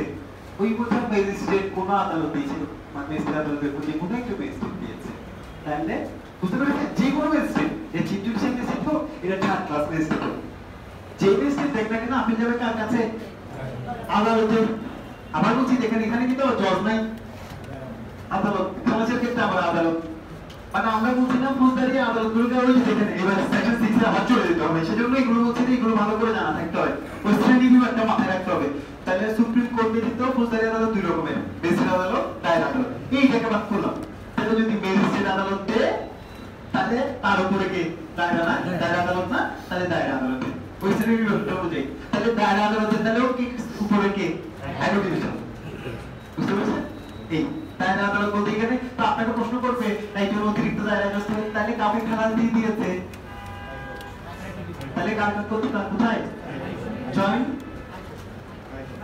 আচ্ছা, এইবার প্রশ্ন যদি এইভাবে করা হয় যে একজন থার্ড ক্লাস ম্যাজিস্ট্রেট তাহলে হচ্ছে যে খালাস দিয়ে দিয়েছে দায়ের আদালত থেকে, কিন্তু আবার চিফ জুডিশিয়াল ম্যাজিস্ট্রেটের কাছে না, অপশন এটাও রাখবে। বুঝতে পারছেন? থার্ড ক্লাস ম্যাজিস্ট্রেট দিয়েছে, খালাস দিলে আবার যদি দণ্ড হিসেবে নোটিশ দেবে, কি আপিল করবে কোথায়? হ্যাঁ, চিফ জুডিশিয়াল ম্যাজিস্ট্রেটের কাছে। আবার যদি এইভাবে প্রশ্ন করে আপনার একজন হচ্ছে যে ফার্স্ট ক্লাস ম্যাজিস্ট্রেট, মনে করেন একজন additional chief judicial magistrate panel কোর্টের 124 এর এই ধারার অধীনে কাউকে খালাস দিয়ে দিয়েছে, তাহলে খালাসের আদেশের বিরুদ্ধে আপিল করতে যাবে বুঝতে পারছেন? আমি পড়ে দিই তো আপনাকে, যাই এখানে দেখেন না এটা পড়ে দিতাম তো, এই যে এখনো যে যারা ভুল করতেন তাহলে ওইটাতে মনে দিই না, আপনাকে এটা সংশোধন করে দেন, আমি বারবার ভুল করবেন আপনি, ঠিক আছে? তাহলে দেখেন যে কোনো ধারার অধীনে এখানে এসে এটা বলিনি, খালাস দিছে, এটা প্যানেল করে যে দেখেন আপনি ভুল করতে পারেন না, এটা এই যে প্রশ্ন করতে এটা করবে, এটা টেনে নিয়ে আসবে। প্যানেল কোডের 124 এর ধারার অধীনে খালাস যদি দেয়, খালাস দিলে ক্ষেত্রে হচ্ছে যে কি হয়ে যাবে? দায়ের আদালত। ওই হচ্ছে দণ্ড দিলে, তখন দণ্ড দিলে তখন দেখবো যে যদি দণ্ড দেয় তখন high court division. First class magistrate যদি 124 এর ধারার অধীনে দণ্ড দেয় তখন হাইকোর্ট ডিভিশন। বুঝতে পারছেন? আর যদি 124 এর ধারার অধীনে তাহলে না দিলেও এখানে যে ধারার অধীনে খালাস দেখ না কেন প্যানেল কোডে, তাহলে আপনি কোথায়? দায়ের আদালত। বুঝতে পেরেছেন? পারবে? আর তাহলে দায়ের আদালতের পুরো বিচারক ওইটা জয়েন্ট সেশন জাজ হইতে পারে, বা সেশন জাজ হইতে পারে, এডিশনাল সেশন জাজ হইতে পারে, যেটা দেখ না কেন খালাসটা হাইকোর্ট ডিভিশন। তাহলে আবার আরেকটা বিষয় এখানে মাথায় রেখে দিয়েন যে খালাসের বিরুদ্ধে আপিল করতে পারে কে কে? কে আপিল করবে বলো তো? কমন সেন্স ইউজ করলে তো পারা যায়। তাহলে যাকে কারো দিয়েছে সে করবে তো না, আসামি তো কখনো আপিল করবে না, তাহলে কে করবে? তাহলে হচ্ছে যে অভিযোগকারী বা হচ্ছে যে রাষ্ট্রপক্ষ। তাহলে রাষ্ট্রপক্ষ বা অভিযোগকারী মানে ওই সম্পাদতা পক্ষ মানে রাষ্ট্রপক্ষ বা হচ্ছে যে অভিযোগকারী উভয়ই কি করতে পারবে? তাহলে খালাসের বিরুদ্ধে আপিল করতে পারে কত ধারার অধীনে? 417 ধারার অধীনে। 417 ধারার অধীনে। হ্যাঁ, তাহলে এখানে আরেকটা জিনিস দেখেন। হ্যাঁ, তাহলে এই খালাসের বিরুদ্ধে আপিল করতে পারে কে? রাষ্ট্রপক্ষ বা অভিযোগকারী পক্ষ উভয়ই। অভিযোগকারী যদি কি করে খালাসের বিরুদ্ধে আপিল করেন, উনি ওই খালাসের রায় বা আদেশে কেবল হচ্ছে আইনগত বিষয় চ্যালেঞ্জ করে আপিল করতে পারবেন। আবার দেখেন এখানে একটা ভিন্নতা আছে, আপনি এখানে যখন লিখবেন এখানে একটু ভিন্নতাটা 417টা একটু লিখে রাখবেন 418 এর পাশে। তাহলে 417 লিখে রাখবেন যে অভিযোগকারী পক্ষ। কেন বললাম? সকলেই তো আপনি ওই দণ্ডাদেশ দিয়েছেন, ওই দণ্ডাদেশে হচ্ছে রায় বা আদেশে কি আইনগত বিষয় চ্যালেঞ্জ করে আপিল করতে পারে, ঘটনাগত বিষয় চ্যালেঞ্জ করে আপিল করতে পারে। এখানে যখন খালাস আদেশের বিরুদ্ধে আপিল করবে রাষ্ট্রপক্ষ চাইলে আইনগত বিষয় চ্যালেঞ্জ করে করতে হবে, ঘটনাগত বিষয় চ্যালেঞ্জ করে করতে হবে। কিন্তু খালাসের রায় বা আদেশের বিরুদ্ধে যখন অভিযোগকারী পক্ষ আপিল করবে, উনি কেবল হচ্ছে আইনগত বিষয়টা চ্যালেঞ্জ করে করতে হবে। একটু ব্যতিক্রম আছে না এটা? বুঝতে পারছেন? এই ব্যতিক্রমটা পাশে গুছাই নিয়ে যেতে হবে, এইগুলো লিঙ্ক আপ গুলো করতে জানতে হবে, আপনার বইয়ে নাই। বুঝতে পারছেন? তাহলে এই খালাসের বিরুদ্ধে যখন অভিযোগকারী আপিল করবেন, উনি কি করবেন? কেবল আইনগত বিষয় চ্যালেঞ্জ করে আপিল করতে পারবেন, তাহলে ঘটনাগত বিষয় চ্যালেঞ্জ করে আপিল করতে পারেন না। তাহলে একটা ব্যতিক্রম তো এখানে পেয়েছেন। এবার যাই ওই আপিলটা করার সময়সীমা কতটুকু। হ্যাঁ, আপিলটা করার সময়সীমা। স্যার যদি রাষ্ট্রপক্ষ আপিল করে তাহলে কি দুইটাই করতে পারবে? দুইটাই করতে পারবে।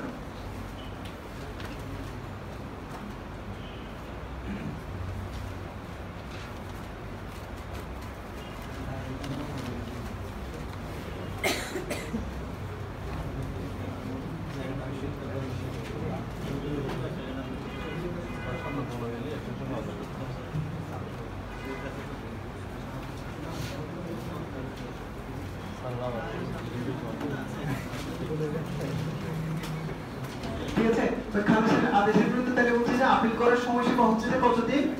অভিযোগকারী পক্ষে হচ্ছে যে 60 দিন। এটা কে বলে দিয়েছে? এটা 417 এর সাবসেকশন 3 তে বলে দেওয়া আছে। 417 এর সাবসেকশন 3 তে আছে, সাবসেকশন 3 তে। তাহলে অভিযোগকারী পক্ষের মানে যদি অভিযোগকারী পক্ষ খালাসের রায় বা আদেশের বিরুদ্ধে আপিল করে, আপিল করতে হবে ওই রায় বা আদেশ প্রদানের তারিখ হতে 60 দিনের মধ্যে। তাহলে কে বলছে এই কথাটা? আপনাকে ওইটা 417 এর সাবসেকশন 3 বলছে। ঠিক আছে, 417 এর সাবসেকশন 3 তে বলে দেওয়া আছে।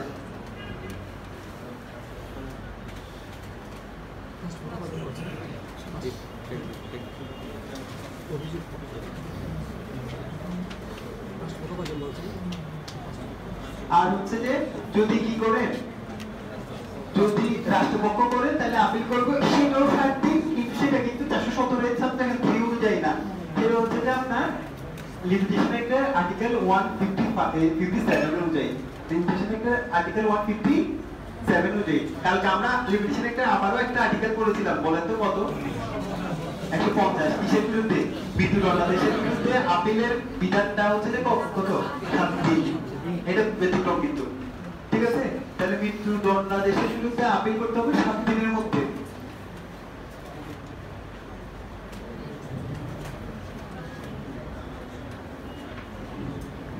আচ্ছা, তাহলে যদি রাষ্ট্রপক্ষ করে তাহলে করবে কত দিনের মধ্যে? 6 মাসের মধ্যে। 6 মাস আর্টিকেল 157 অনুযায়ী 6 মাস। আর্টিকেল 157 অনুযায়ী 6 মাস।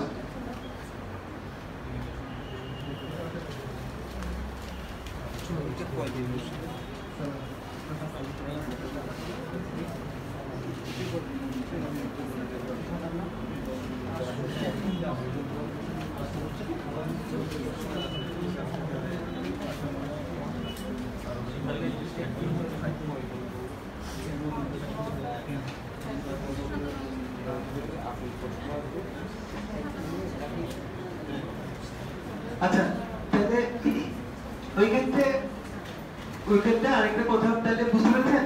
তাহলে আবারও বলে দিচ্ছি, তাহলে খালাসের রায় বা আদেশের বিরুদ্ধে আপিলের বিধানটা 417 বলে দেওয়া আছে। তাহলে এই ক্ষেত্রে আমরা পুরাটা ওই যে সেকশন 6 এ যেভাবে বলে আদালতের শ্রেণী বিভাগ ছিল ওইটা মাথায় আনবো আগে। তাহলে আদালত হচ্ছে প্রতিটি সুপ্রিম কোর্ট কিন্তু দুই রকমের, তাহলে ম্যাজিস্ট্রেট আদালত, দায়রা আদালত। তাহলে এখানে ওই যে নিচেরটা উপরে যাবে, এখানে কিছু দেখার দরকার নেই। তাহলে ম্যাজিস্ট্রেট আদালত তাহলে কাউকে কি করেছে? খালাস দিয়েছে, তাহলে এর বিরুদ্ধে হচ্ছে দায়রা আদালত। আর দায়রা আদালত দিয়েছে তার বিরুদ্ধে হাইকোর্ট।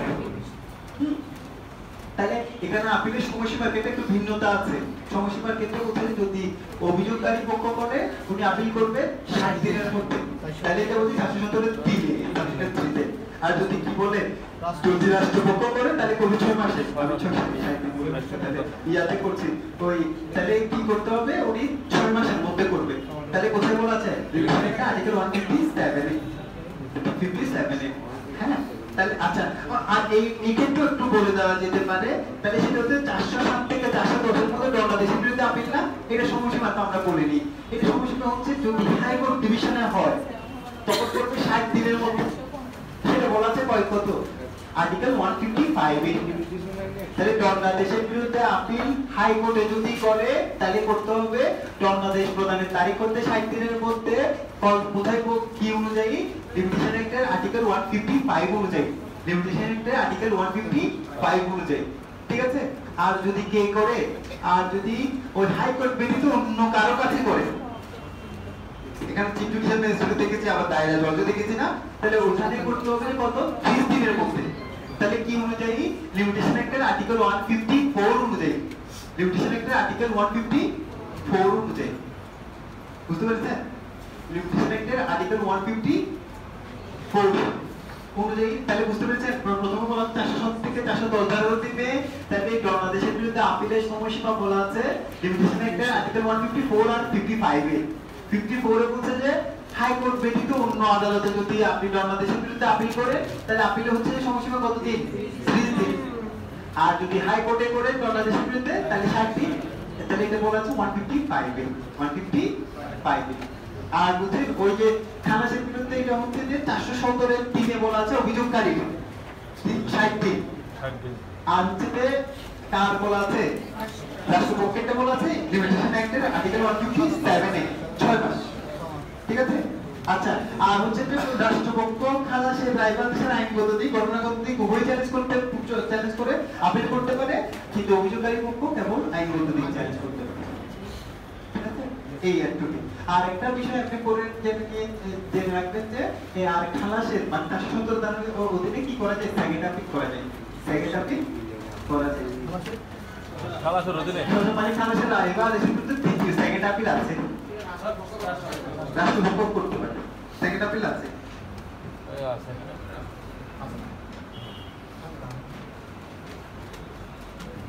আচ্ছা এটা গেল এরপরে 417 এতে যায়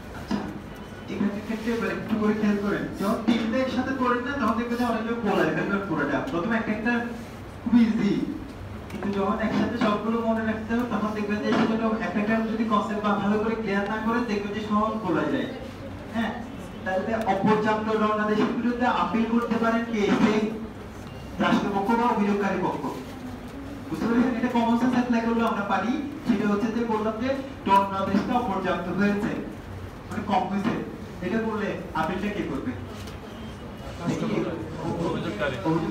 হ্যাঁ অভিযোগকারী পক্ষ বলবে রাষ্ট্রপক্ষ বলবে ঠিক না যাকে বাংলাদেশ কি বলবে আমাদের কম দিচ্ছেন কখনোই না ইংল্যান্ডেতেও কিন্তু এগুলো নিয়ে তো আমাদের দেশে করা হয় না ইংল্যান্ড আমেরিকা মানে ইউরোপিয়ান কান্ট্রিগুলোতে কিন্তু এগুলো বাংলাদেশগুলো নিয়ে অনেক পরীক্ষা নিরীক্ষা করা হয় মানে বেশি হয়ে যাচ্ছে কিনা দেখা যাচ্ছে যে ইংল্যান্ডে এমনও করা হয়েছে প্রায় 27টা মার্ডার করেছে তো ওর পরেও কিন্তু যখন ওকে জিজ্ঞেস করা হচ্ছিল তখন তো বিচারক ওকে মৃত্যুদণ্ড দিয়েছে তখন মৃত্যুদণ্ডটা কার্যকর করছে এর পূর্বে তাকে জিজ্ঞেস করা হচ্ছে যে বলছে তোমাকে কি বিচারক সঠিক বিচার করেছে বলে তুমি মনে করো তো বলছে যে না বিচারক আমার বিরুদ্ধে অন্যায় করেছে তো মানে এর মানে কি এখানে ওই আসামির চরিত্রের কথা বর্ণনা করে দেওয়া হয় যে বলছে যে মানে যখন অপরাধী ব্যক্তি কিন্তু মানে শেষ পর্যন্ত মনে করেন যে তার বিরুদ্ধে কি হয়েছে অন্যায় করা হচ্ছে বুঝতে পারছেন তো বিচারকরা তাদের শত্রু আর কি হ্যাঁ বিচারকের কিছু কাজ আছে বলেন মানে শত্রুতা কিছু আছে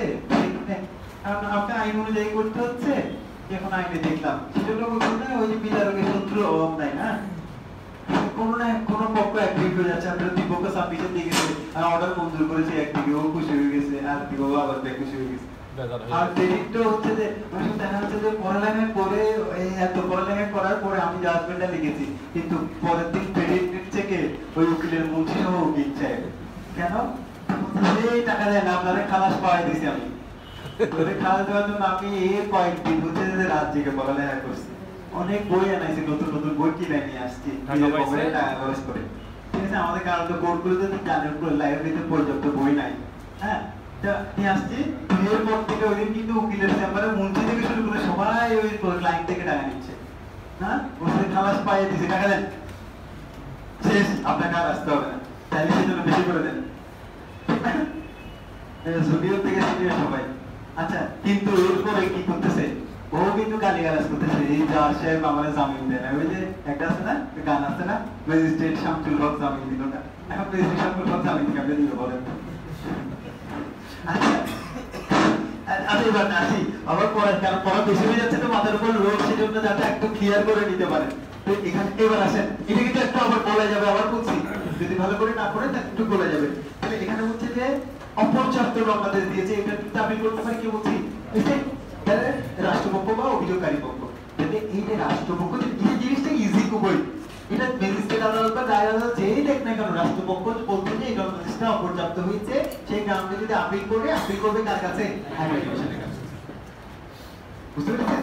রাষ্ট্রপক্ষ যখন বলছে যে কোন একটা দণ্ডাদেশ অপর্যাপ্ত হয়েছে, এটা এই গ্রাউন্ডে যদি আপিল করে, মানে 417 এর ধারার অধীনে আপিল করবে, এটা ম্যাজিস্ট্রেট দিল হাইকোর্টে। তাহলে একটা থার্ড ক্লাস ম্যাজিস্ট্রেটের একটা দণ্ডাদেশ অপর্যাপ্ত হয়েছে, তাহলে আপনি কার কাছে যাবেন? রাষ্ট্রপক্ষ করলে আবার কি আর জিজ্ঞেস করবেন তো আগে কে করছে? যদি রাষ্ট্রপক্ষ এখানে আরো বলুন না, অভিযোগ দেন, আপনি কি বলে দিতে পারবেন না, হাইকোর্টে আপনি দেখেন, শিখাইলে এটা বলে দিয়ে না। আমি বারবার বলছি, দেখেন না, আমরা যত পড়ালেখা করি ওই মানুষগুলো সিদ্ধান্ত নিতে তত বেশি সময় লাগে, যে যার নলেজ কম সেই সব, কিন্তু তাহলে কি সিদ্ধান্ত নিতে সময়টা খুব কম লাগে। আপনি দেখেন না, আর একটু করে এখন আপনার একটা অশিক্ষিত মানুষের বলে জিজ্ঞেস করছে কসবাস যাবা, হ্যাঁ অথবা না একটা বলে হুট করে, ঠিক আছে? আপনি দেখবেন যে আমি যতটা এই যে কাজে থাকে, তখন আপনাকে যখন জিজ্ঞেস করা হচ্ছে যে এই আপনি কক্সবাজার যাবেন,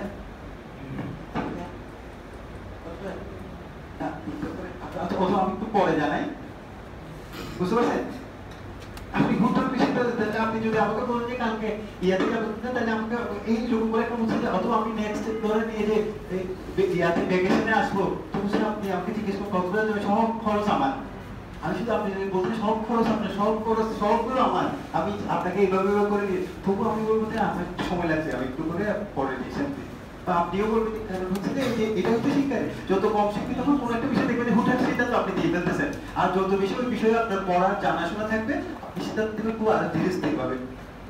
তো এই জন্য কথা বলছি, আপনি বলছেন সেজন্য প্রশ্ন হুট করে আনসার করে ফেলবেন না, আগে আসলে এইটাকে নিয়ে পরীক্ষা নিতে করেন। বলছে যে আপনাকে এই যে অপর্যাপ্ত দণ্ডাদেশ অপর্যাপ্ত হয়েছে, তাহলে এটার বিরুদ্ধে আপিল করছেন, তাহলে আপিলটা এখন কার কাছে করবেন? আপনি বললেই বলে দিয়েন না যে, তাহলে এখন বলছেন যে একটা ম্যাজিস্ট্রেট আদালতে, দায়ের আদালতে, কিন্তু কে করেছে এটা আমার জানতে হবে না। আর ভিন্নতা দেখাচ্ছে না, আবার দেখেন অভিযোগকারী পক্ষ করলে তখন আপিল আদালতে যাচ্ছে আবার। তাহলে আমি সেই একটা থার্ড ক্লাস ম্যাজিস্ট্রেটের রায় বা দেশের বিরুদ্ধে আপিলটা, মানে একটা দণ্ডাদেশ দিয়েছে, কাউকে দণ্ড দিয়েছে, ওই দণ্ডাদেশটা অপর্যাপ্ত হয়েছে, এই গ্রাউন্ডে যদি রাষ্ট্রপক্ষ আপিল করে, আপিল করবে কোথায়? হাইকোর্টে। তাহলে দায়রা জজের একটা, তাহলে দণ্ডাদেশ অপর্যাপ্ত হয়েছে, এই গ্রাউন্ডে রাষ্ট্রপক্ষ আপিল করলে করবে কোথায়? বুঝতে পারছেন? এই থার্ড ক্লাস টু হচ্ছে দায়রা জজ পর্যন্ত যে কোনো দণ্ডাদেশ হচ্ছে অপর্যাপ্ত হয়েছে বলে রাষ্ট্রপক্ষ আপিল করলে করবে একটাই ফোরাম, হাইকোর্ট। ঠিক আছে? খেয়াল করতে হবে, তখন আপনাকে আবার 407 যেতে হবে, তখন এইভাবে ভেঙে, তাহলে সেকেন্ড ক্লাস থার্ড ক্লাস যদি আবার কি করেন, মানে কাউকে দণ্ডিত করলে দণ্ডাদেশের বিরুদ্ধে ওই দণ্ডিত ব্যক্তি করবেন যে, কিন্তু আপনি করবেন যে সিজিএম, কিন্তু ওই সেকেন্ড এইভাবে ভেঙে ভেঙে আপনি নিজে যখন করবেন মাসে সময় দিয়ে ফেলবেন। একটা দণ্ডাদেশ দিয়েছে, ওই দণ্ডাদেশটা অপর্যাপ্ত হয়েছে, এই কারণে রাষ্ট্রপক্ষ করলে আপিল করবেন যে হচ্ছে হাইকোর্টে, ঠিক আছে? তাহলে বিল হতো না এই 407 হচ্ছে সিজিএম, আবার হচ্ছে যে এখানে হচ্ছে যে এইভাবে আপনাকে পড়ে দিতে হবে, আবার হচ্ছে যে এই আবার এখানেও চলে যেতে 417তে, এই যে সেকেন্ড ক্লাস একটু ম্যাজিস্ট্রেট আদালত, এটা আপনি করলে আপিল হচ্ছে আবার দায়রা আদালতে।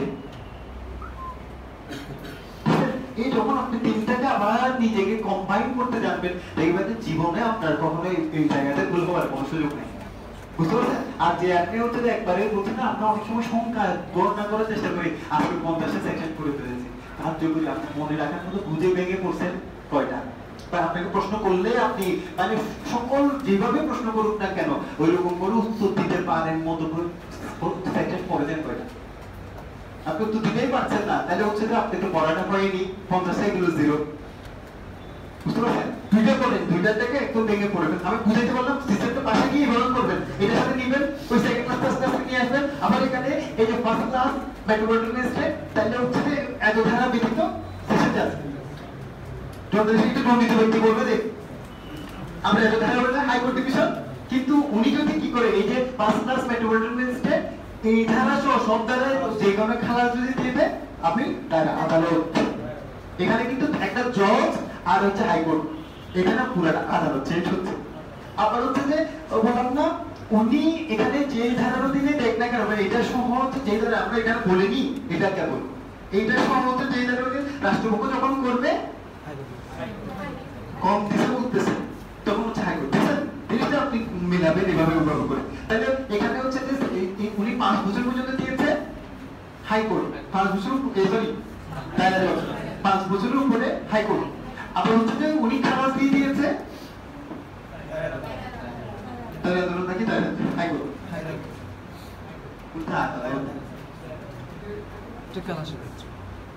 এখানে কিন্তু তাই আদালতের মধ্যে তো জয়েন্ট সেশন যাচ্ছে, সেটা বলতেছে আপনি হাইকোর্ট কিন্তু ম্যাজিস্ট্রেট না তো, দায়রা আদালতের জয়েন্ট সেশনে আসছে, দায়রা আদালতের যে কোনো বিচারক, দায়রা আদালতের যুগ্ম দায়রা যেই দেখ না কেন খালাস দিলে হাইকোর্ট। তাহলে এটা বছরের কোনো এখানে কিন্তু যখন বাংলাদেশে কিন্তু দুইটা আছে, দায়রা জজ হাইকোর্ট দুইটা আছে, আর যখন খালাস সেক্ষেত্রে কেবল একটা। আবার হচ্ছে যে এখানে দেখেন উনি যেই দেখ না কেন তার কোথায় হাইকোর্ট, এটা নাই।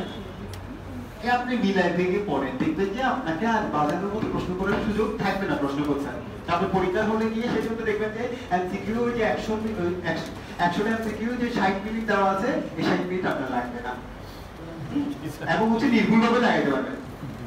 আচ্ছা, তাহলে এবার দেখেন ক্লিয়ার।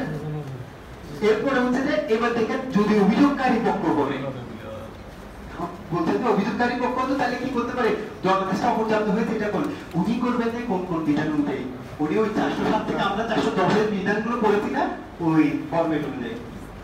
রাষ্ট্রপক্ষ করলে একটাই ফর্ম, অভিযোগকারী পক্ষ অনেক ফর্ম।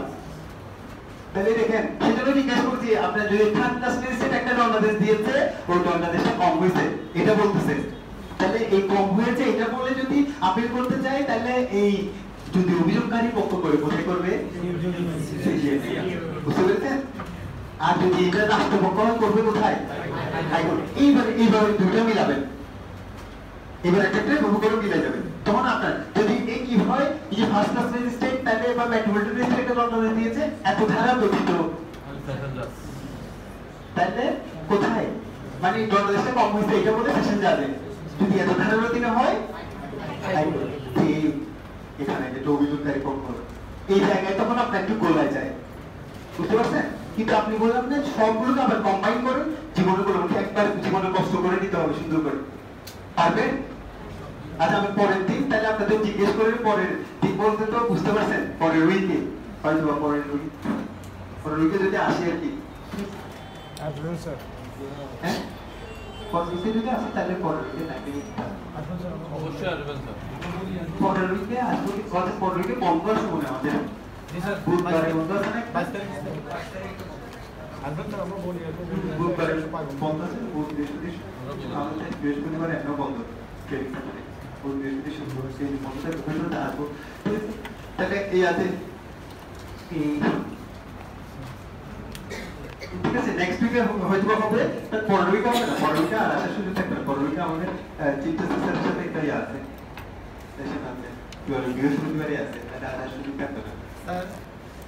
স্যার গতকালকে আপনি ক্লাসের শেষে কিছু একটা পড়াচ্ছিলেন কিন্তু 76 পর্যন্ত, তারপরে পরে ক্লাসটা বন্ধ হয়ে গেল, পড়েননি, কিছু কি পড়াইতেন স্যার কালকে? না ওইটা পড়াইতে পারেন, ওইখানে আরগুলো লাগবে না, পরীক্ষাতে আরগুলো আপনাদের পড়ে নিতে হয়ে যাবে। আর একটা হচ্ছে 379টা পড়লে পড়তে পারে, 79টা থেকে হচ্ছে ওই অর্ডারটা পাঠানো হয়, বুঝতে পারেন? এটা দিতে হ্যাঁ, এটা পড়লে পড়ে নিতে পারেন, আর বলতে হবে সব। আচ্ছা এটা গেল না, তাহলে এটা তো পারবেন, এটা তো আর বলছি না। এবার আমরা চাইলে কার কার বিরুদ্ধে আপিল করা যাবে না, মানে কোন কোন দণ্ডাদেশের বিরুদ্ধে আপিল করা যাবে না।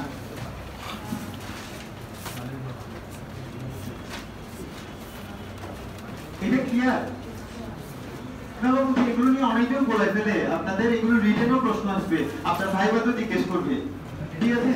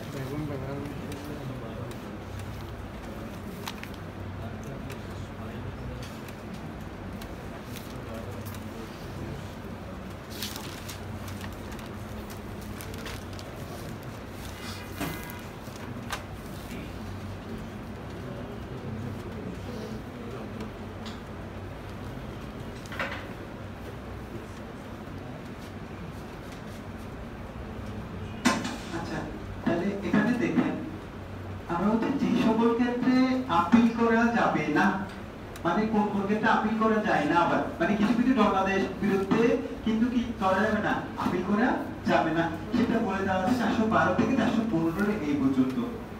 মানে কোন কোন ক্ষেত্রে আপিল করা যাবে না সেটা বলা আছে কোথায়, 412 থেকে 415 এই পর্যন্ত। এগুলো আবার কনফার্ম করছি, সেজন্য আমি একটু ফোকাস করছি। আপিলের চ্যাপ্টারটা খুবই গুরুত্বপূর্ণ, আপনাদের প্রশ্ন আসে, রিটেনও প্রশ্ন আসে, বুঝছেন? তো সেজন্য এক কথা করে পড়ে নেন, পড়ায় কি, হ্যাঁ। আর হচ্ছে যে এই বার কাউন্সিলে কিন্তু প্রশ্ন আসছে এইভাবে, এটা দিয়ে আসছিল, মানে দোষীদের উপর ভিত্তি করে দণ্ড দিল, কোন ক্ষেত্রে আপিল করা যাবে, মানে কোন ক্ষেত্রে করা যাবে, বুঝতে পারছেন? আগে তো কিন্তু বলছিল কোন ক্ষেত্রে আপিল করা যায়, কোথায় বলা আছে বা কি, এইগুলো কি আমি তো এইভাবে আসেন, এখান বিরোধ থেকে প্রশ্ন আসে, বুঝতে পারছেন? তাহলে বলছে দোষীদের উপর ভিত্তি করে যদি দণ্ড দেয়, হ্যাঁ, তাহলে এই ক্ষেত্রে কি করা যায় না, আপিল করা যাবে না। কিন্তু তবে এর ব্যতিক্রম আছে। ব্যতিক্রম কি? ওই দোষীকারোক্তির উপর ভিত্তি করে যে দণ্ডটা দিয়েছে সেই দণ্ডাদেশের পরিমাণটা চ্যালেঞ্জ করে, বা যে পরিমাণটা দিয়েছে ওইটা চ্যালেঞ্জ করে সে আপিল করতে পারবে, ঠিক আছে? মানে একটু পরিমাণটা কম বেশি এটা হয়েছে, এইটা চ্যালেঞ্জ করে সে আপিল করা যাবে। আরেকটা হচ্ছে যে ওই দণ্ডাদেশটা দিচ্ছে, ওইটা দেওয়ার তার মানে কোনো বৈধতা নাই, এর দণ্ড দেওয়ার কোনো বৈধতা নাই, মানে ওই বৈধতা বা লিগ্যালিটি চ্যালেঞ্জ করে কি করতে পারবে, তাহলে আপিল করতে পারবে, ঠিক আছে? তাহলে দুইটা ক্ষেত্রে, তাহলে দোষ স্বীকারোক্তির উপর ভিত্তি করে আপনার প্রশ্নটা যদি এইভাবে করি, বলেন তো মানে কত ধারার অধীনে, যদি ফৌজদারি কাজে যদি কত ধারার অধীনে যেতে, তাহলে কি করলে দণ্ড দিলে এর বিরুদ্ধে তাহলে আপিল করে যায় না, বলেন তো কেউ কে বলতে পারে? কত ধারার অধীনে মানে আমি বলছি যে মানে এটাই 412 অনুযায়ী, আবার বলছি প্রশ্ন খেয়াল করেন, ফৌজদারি কার্যবিধি 412 ধারা অনুযায়ী কোন কোন ধারার অধীনে দণ্ড প্রদান করলে সে তার বিরুদ্ধে আপিল করা যায় না। Very good. আরেকটা 265 একটু ভুল হচ্ছে, ই, ঠিক আছে, ই হবে। তাহলে এই জিনিসটা জানতে চাচ্ছিলাম, এই যে একটা অন্তত একটা বলছে 243 চেষ্টা করেছে, আরেকটা ওটা তুমি এক্স্যাক্টলি কোড করতে পারেনি, মানে ওটা দোষ স্বীকারোক্তির উপর ভিত্তি করে দায়রা আদালত দণ্ড দেয় হচ্ছে যে 265 ই ধারার অধীনে, আর হচ্ছে ম্যাজিস্ট্রেট আদালতে কত 243 ধারার অধীনে। তাহলে ওই 243 এটাকে প্রশ্ন করতে, প্রশ্নটা আপনাকে ঘুরাবে করতে বলতে এই জায়গাতে করতে পারে।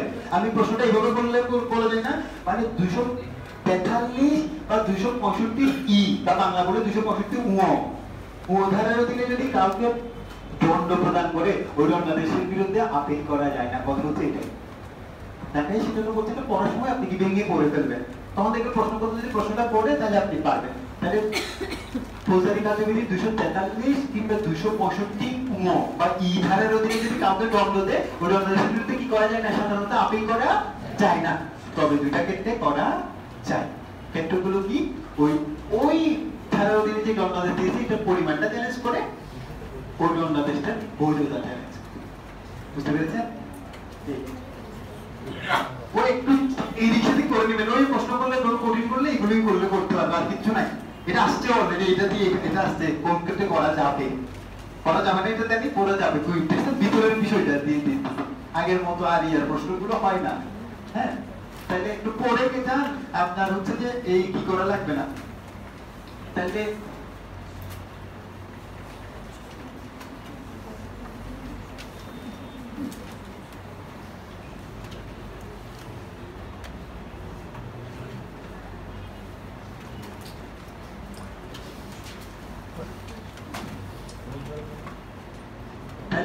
দায়রা আদালতের 1 মাস পর্যন্ত কারাদণ্ডাদেশ। আবার বলছি, দায়রা আদালতের 1 মাস পর্যন্ত কারাদণ্ডাদেশ।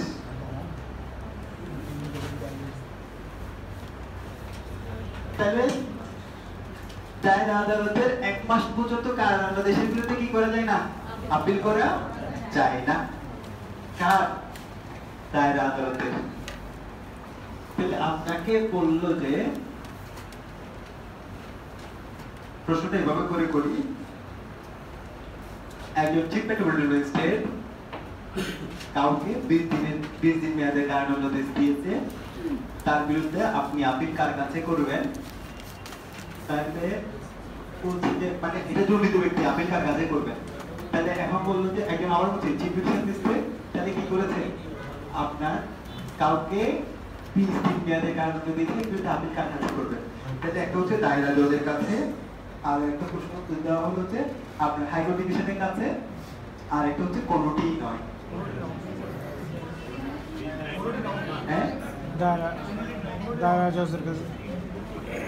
কে কোথায়? দায়রা জজের কাছে কে আছে বলেন তো? হাত উঠান তো। 2 জন আছেন।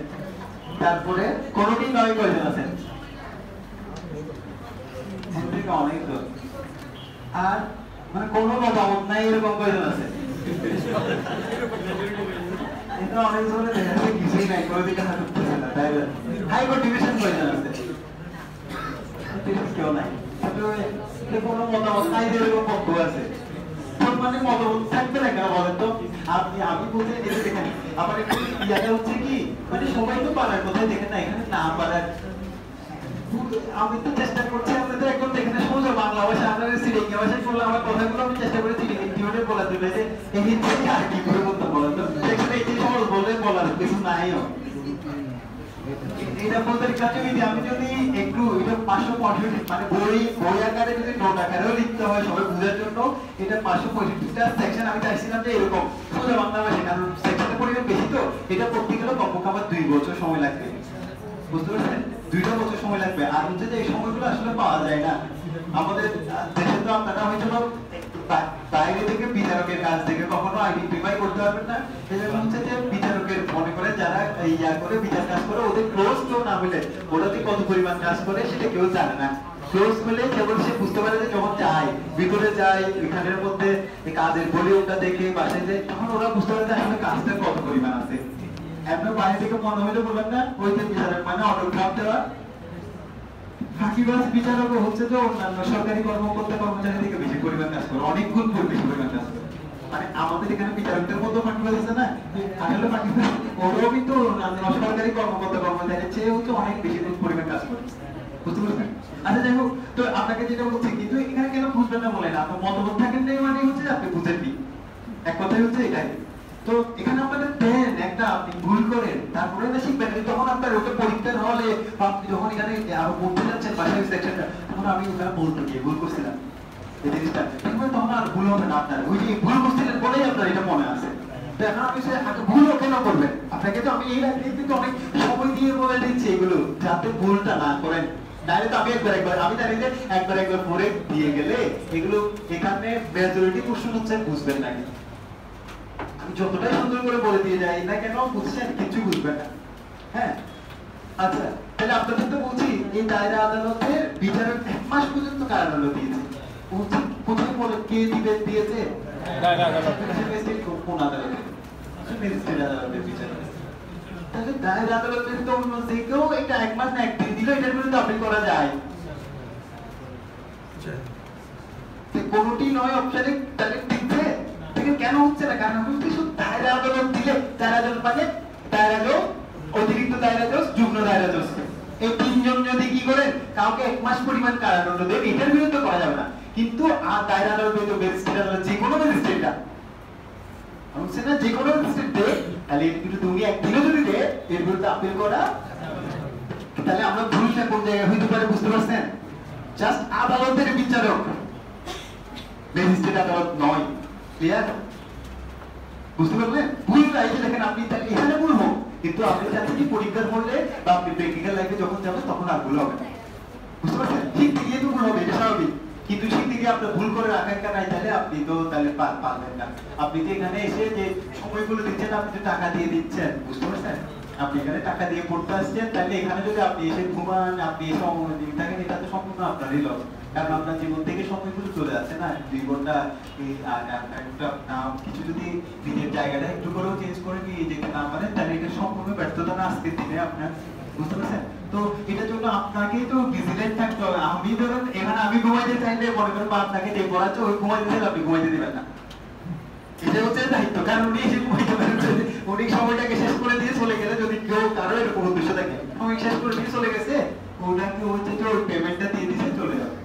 বুঝতে পারছেন? হয়তো ওনার দায়িত্ব হয়ে থাকতেন, আবার কিন্তু আপনার থাকতে হবে। বুঝতে পারছেন? যদি না থাকতে পারে আমি বললাম, তাহলে এখানে দায়রা আদালতের তাহলে বিচারক হচ্ছে 1 মাস পরিমাণ কারাদণ্ড দিয়েছে। তো ওই জন্য তাহলে কি হবে, ম্যাজিস্ট্রেট আদালতের যে কোনো ম্যাজিস্ট্রেট, আমি সেটা আপনার চিফ জুডিশিয়াল ম্যাজিস্ট্রেট বললাম বা চিফ মেট্রোপলিটন ম্যাজিস্ট্রেট বললাম, করা যাবে তো?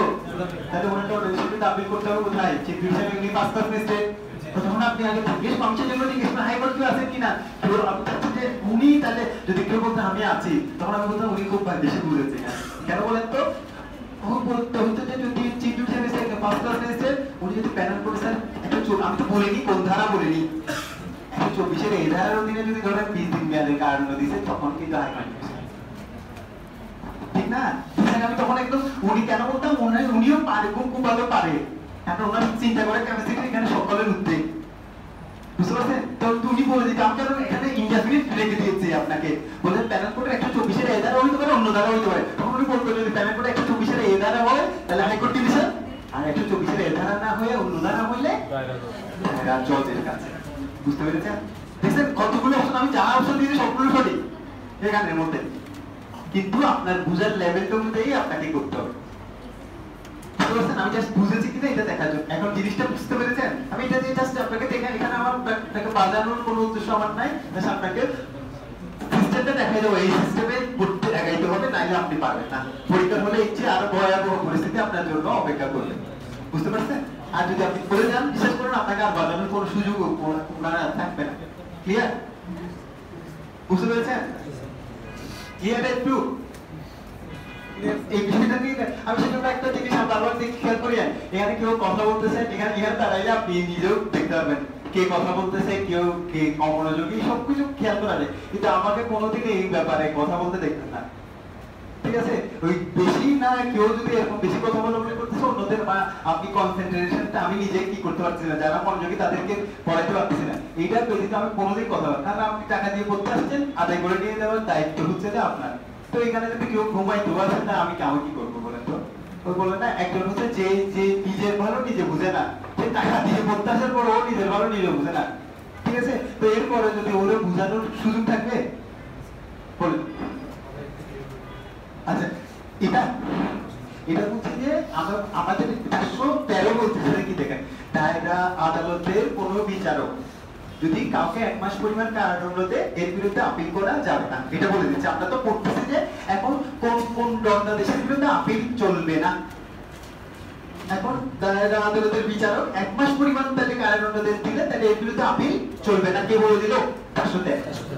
আপনাকে প্রশ্ন করতে বললাম না বিভিন্ন অ্যাঙ্গেলে, তাহলে দায়রা আদালত ব্যতীত অন্য কেউ দিলে চলবে, তাহলে ম্যাজিস্ট্রেট আদালতের কোনো বিচারক যদি কি করেন একই পরিমাণও দেয়, তাহলে এর বিরুদ্ধে আপিল চলবে। বুঝতে পেরেছেন? আপিল চলবে, তাহলে এখন ওই কোন ম্যাজিস্ট্রেট কোথায় দিলে, এগুলো আমরা 407 থেকে 410 যেভাবে পড়েছি ওইভাবে এগুলো। বুঝতে পেরেছেন? এই আচ্ছা, ক্লিয়ার এখন?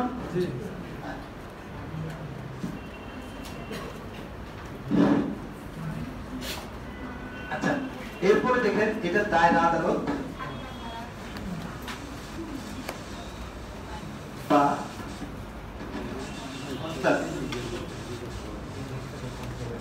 all metropolitan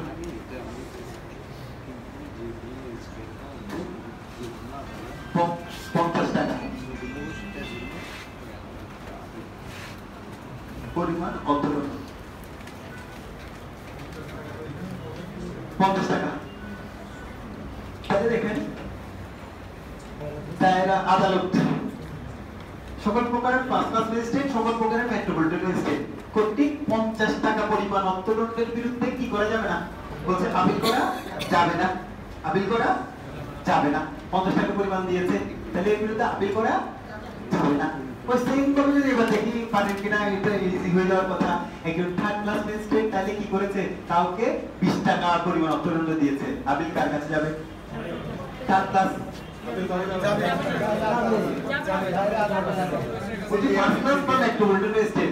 সেকেন্ড আর থার্ড ক্লাস যদি তাহলে 50 টাকা না 1 টাকা দিলে ওই বিরুদ্ধে আপিল করা যাবে। তাহলে সেকেন্ড ক্লাস আর থার্ড ক্লাসে বাংলাদেশের বিরুদ্ধে আপিল করে যায় জুডিশিয়াল ম্যাজিস্ট্রেটের কাছে, তাহলে আপিল কার কাছে যাবে? জুডিশিয়াল ম্যাজিস্ট্রেটের কাছে। বুঝতে পারছেন? এই যে দেখেন একই ধাঁচে এখানে শুধু আপনি পড়তে জানেন কিনা, দায়রা আদালত, first class magistrate, metropolitan magistrate. আমি সে এই আরো দুই ধরনের ম্যাজিস্ট্রেটের কথা বললাম হয়নি। আমরা তো জানি chief judicial magistrate, chief metropolitan magistrate, chief judicial magistrate, additional chief metropolitan magistrate, এগুলো সবগুলো ফার্স্ট ক্লাস ম্যাজিস্ট্রেট। কিন্তু যদি সেকেন্ড ক্লাস আর থার্ড ক্লাস যদি 1 টাকাও অর্থদণ্ড দেয়, এর বিরুদ্ধে আপিল চলবে। ওই দুইটার কথা বলা হয়নি। তাহলে কার কাছে চলে? এটা আমাদের কোথায় বলছিল 407 করে দিয়েছিল, ওই 407 অনুযায়ী। বুঝতে পারছেন? একটু ভেঙে পড়ে দেখবেন যে আপনাকে বাজানোর কোনো সুযোগ প্রশ্ন করতে নাই। উনি কি করবেন, উনি পড়ছেন এটা, উনি সেখানে বাইরে যেতে পারবেন প্রশ্ন করার জন্য। চেষ্টা হচ্ছে উনার এই যে একটু ভালো করে বুঝে পড়েছে, এটার নামই হচ্ছে ব্রিলিয়ান্সি। বুঝছেন? আপনি ভালো করে জেনে বুঝে পড়তে পেরেছেন। আপনি দেখেন এই আপিলের বিষয়টা পড়েন না এরকম না, কিন্তু আপনি বুঝে পড়েন, এটা হচ্ছে পার্থক্য। বুঝতে পারছেন? আমি বলছি না, এটা একটা সময় ছিল যে বিশেষ করে আমার এখনো মনে আছে, আমার আপিলটা আমি প্রায় 4 দিনের মতো সময় লাগছিল যে আপিল বিষয়টা ক্লিয়ার করার জন্য, এই 404 থেকে 431 দাঁড়াতে। তো এখন চিন্তা করি কত সময় কি হয়েছি, তো এরপর আমার শেষ হচ্ছে না। হ্যাঁ, আমিও মাঝে মধ্যে আপনাদের মতো বই নিয়ে হিসাব করি। বুঝতে পারছেন? বই নিলে আমার একটু আবার এটা বেশি চাইতো, মানে বই নিয়ে আমি একটু বেশি এইভাবে ব্যবহার করতাম বেশি। এই পেজটা হয়েছে আবার একটু করে বই পড়ার সময় আরে একটু এতটুকু আছে, একটু কখন শেষ করবো, পরীক্ষা তো আবার চলে আসবে। এই যে এটা বুঝছেন, আমার সেদিকে হইলে আমার পড়া খুব এগিয়ে জায়গা। বুঝতে পারছেন? শেষের দিকে যখন আসে আমার পড়া খুব দ্রুত এগিয়ে যায়, আর কিছু নাই, এটা বলে শেষ এই বইটা। বুঝতে পারছেন? আচ্ছা, তো এটা এখন চিন্তা করতে চাই, এখন পুরো 4 দিনও লাগবে, মানে যদি আমি সিআরপিসিটা ইয়া করে পুরো একদিন, মানে 4 ঘন্টা 5 ঘন্টা আমি চাইলে রিভিশনও দিয়ে দিতে পারি পুরো সিআরপিসি। এটা হচ্ছে যে বাস্তবতা। বুঝতে পারছেন? আচ্ছা, তাহলে এখন যেটা বলছি, তবু ভালো করে পড়ার কোনো শেষ নাই। বুঝতে পারছেন? একটা ভিতরে আরো অনেক কিছু দেখবেন যে আমি এখন ভালো করে খেয়াল করিনি, ভালো করে আরো মনোযোগ দিয়ে আরো বের করার অনেক জিনিস আছে। আচ্ছা, তাহলে ক্লিয়ার? তাহলে এর ব্যতিক্রম আছে, আবার এর ব্যতিক্রম কি? এই দুইটারই ব্যতিক্রম আছে। এগুলো পরীক্ষায় তো দেখেন, এখন তো ব্যতিক্রমই পরীক্ষায় আসে না। তো একটা 415 ধারা, আমি জাস্ট সেকশনটা লিখে দিয়েছি, ভিতরে কথা আপনাদের নিজের ভাষায় লিখে নিয়ে। 415 এই ধারা, একটা 415 আর একটা হচ্ছে 402টা ব্যতিক্রম আছে। 415 আর 415 এ একটু করে বলে দিচ্ছি, আজকে দুই শেষ করে দিচ্ছি। 415 তে বলছে যে কি, হ্যাঁ ব্যতিক্রম 413 এর ব্যতিক্রম হচ্ছে 415 415 এ, আর ব্যতিক্রম গুলো বলা আছে 415। ওইটা দুটো ব্যতিক্রম পাইছি না, এটা 412 এর মধ্যে ছিল, 412 ব্যতিক্রম 412 এর ভিতরে ছিল এই দুটা। আর কিন্তু এটার ব্যতিক্রম গুলো আছে 415 15 এ। আর 15 ব্যতিক্রমটা কি, 15 টাতে কি বলছে, সহজ বাংলায় যদি সেকশনের এমনি 15টা পড়তে গেলে দেখবে তার ভেঙে যাবে, একটু মানে ভেঙে যাবে বলতে বুঝতে পারবেন না কি বলছে। এটা প্রথমত পড়ে আমি কিছু বুঝিনি, এটা বাংলাটা পড়ে কি বুঝছি, বাংলা লিখছি কিন্তু বুঝতেছি না, বাংলা পড়ছি। যদি আমরা তো ইংরেজি পড়ে আরো ভালো করে বুঝছি আমি, আমরা ওই ইংরেজি পড়তাম তো, এটা এরপরে কারণ ইউনিভার্সিটিতে বাংলা বই পড়েই শুনতে নাই। বাংলা বই পড়তে যখন জুডিশিয়ারির জন্য প্রিপারেশন নিচ্ছে তখন, কারণ জুডিশিয়ারি তো ওই যে এমসিকিউতে আছে বাংলা, ওই প্রথম এসেগুলো যখন দেখি দোবরা দোষ মোবরা দোষ, এগুলো কি আমি পড়িনি কখনো। আমরা তো বুঝি রেস জুডিকেটা বলে টুস করে বুঝে যায়, কিন্তু হচ্ছে যে যখন প্রভুরা দোষ বলতেছে কি রে এগুলো কি আবার। আচ্ছা যাই হোক, এখানে এসে বলছি 415টা হচ্ছে কি, 415টা বলছে যে আপনার মনে করেন আপনারা বলছেন না এই একাধিক, আপনারা দেখেছেন না একজন যদি এই একটা কমপ্লেইন নেন, মানে অভিযোগ করলো, বা হচ্ছে যে আপনি হচ্ছে যে মানে এজাহারটা নেন, এখানে দেখবেন একটা মানুষকে কিন্তু শুধু এক ধারার অধীনে মামলা করে না, অনেকগুলো ধারা দিয়ে দেন, এত ধারা অবলিক, এত ধারা অবলিক, এত ধারা, হ্যাঁ এরকম হয় না? তো বিচারের উপর দণ্ড দেওয়ার ক্ষেত্রে দেখবেন যে সবগুলো প্রত্যেকটা আমরা বলেছি না পৃথক পৃথক তাদের পৃথক পৃথক বিচার আর পৃথক পৃথক হচ্ছে চার্জ গঠন করতে হয়। এই চার্জ গঠন করছে, চার্জ গঠন করে একাধিক ধারার অধীনে তাকে দণ্ড দিচ্ছে, বুঝতে পেরেছেন? একাধিক ধারার অধীনে, কি বললাম? একাধিক ধারার অধীনে দণ্ড। এটা 415টা, তাহলে একাধিক ধারার অধীনে একটা হচ্ছে যে এই 413 ধারার অধীনে আপিল অযোগ্য, আর বাকি একটা বা একাধিকটা হচ্ছে কি আপিল যোগ্য।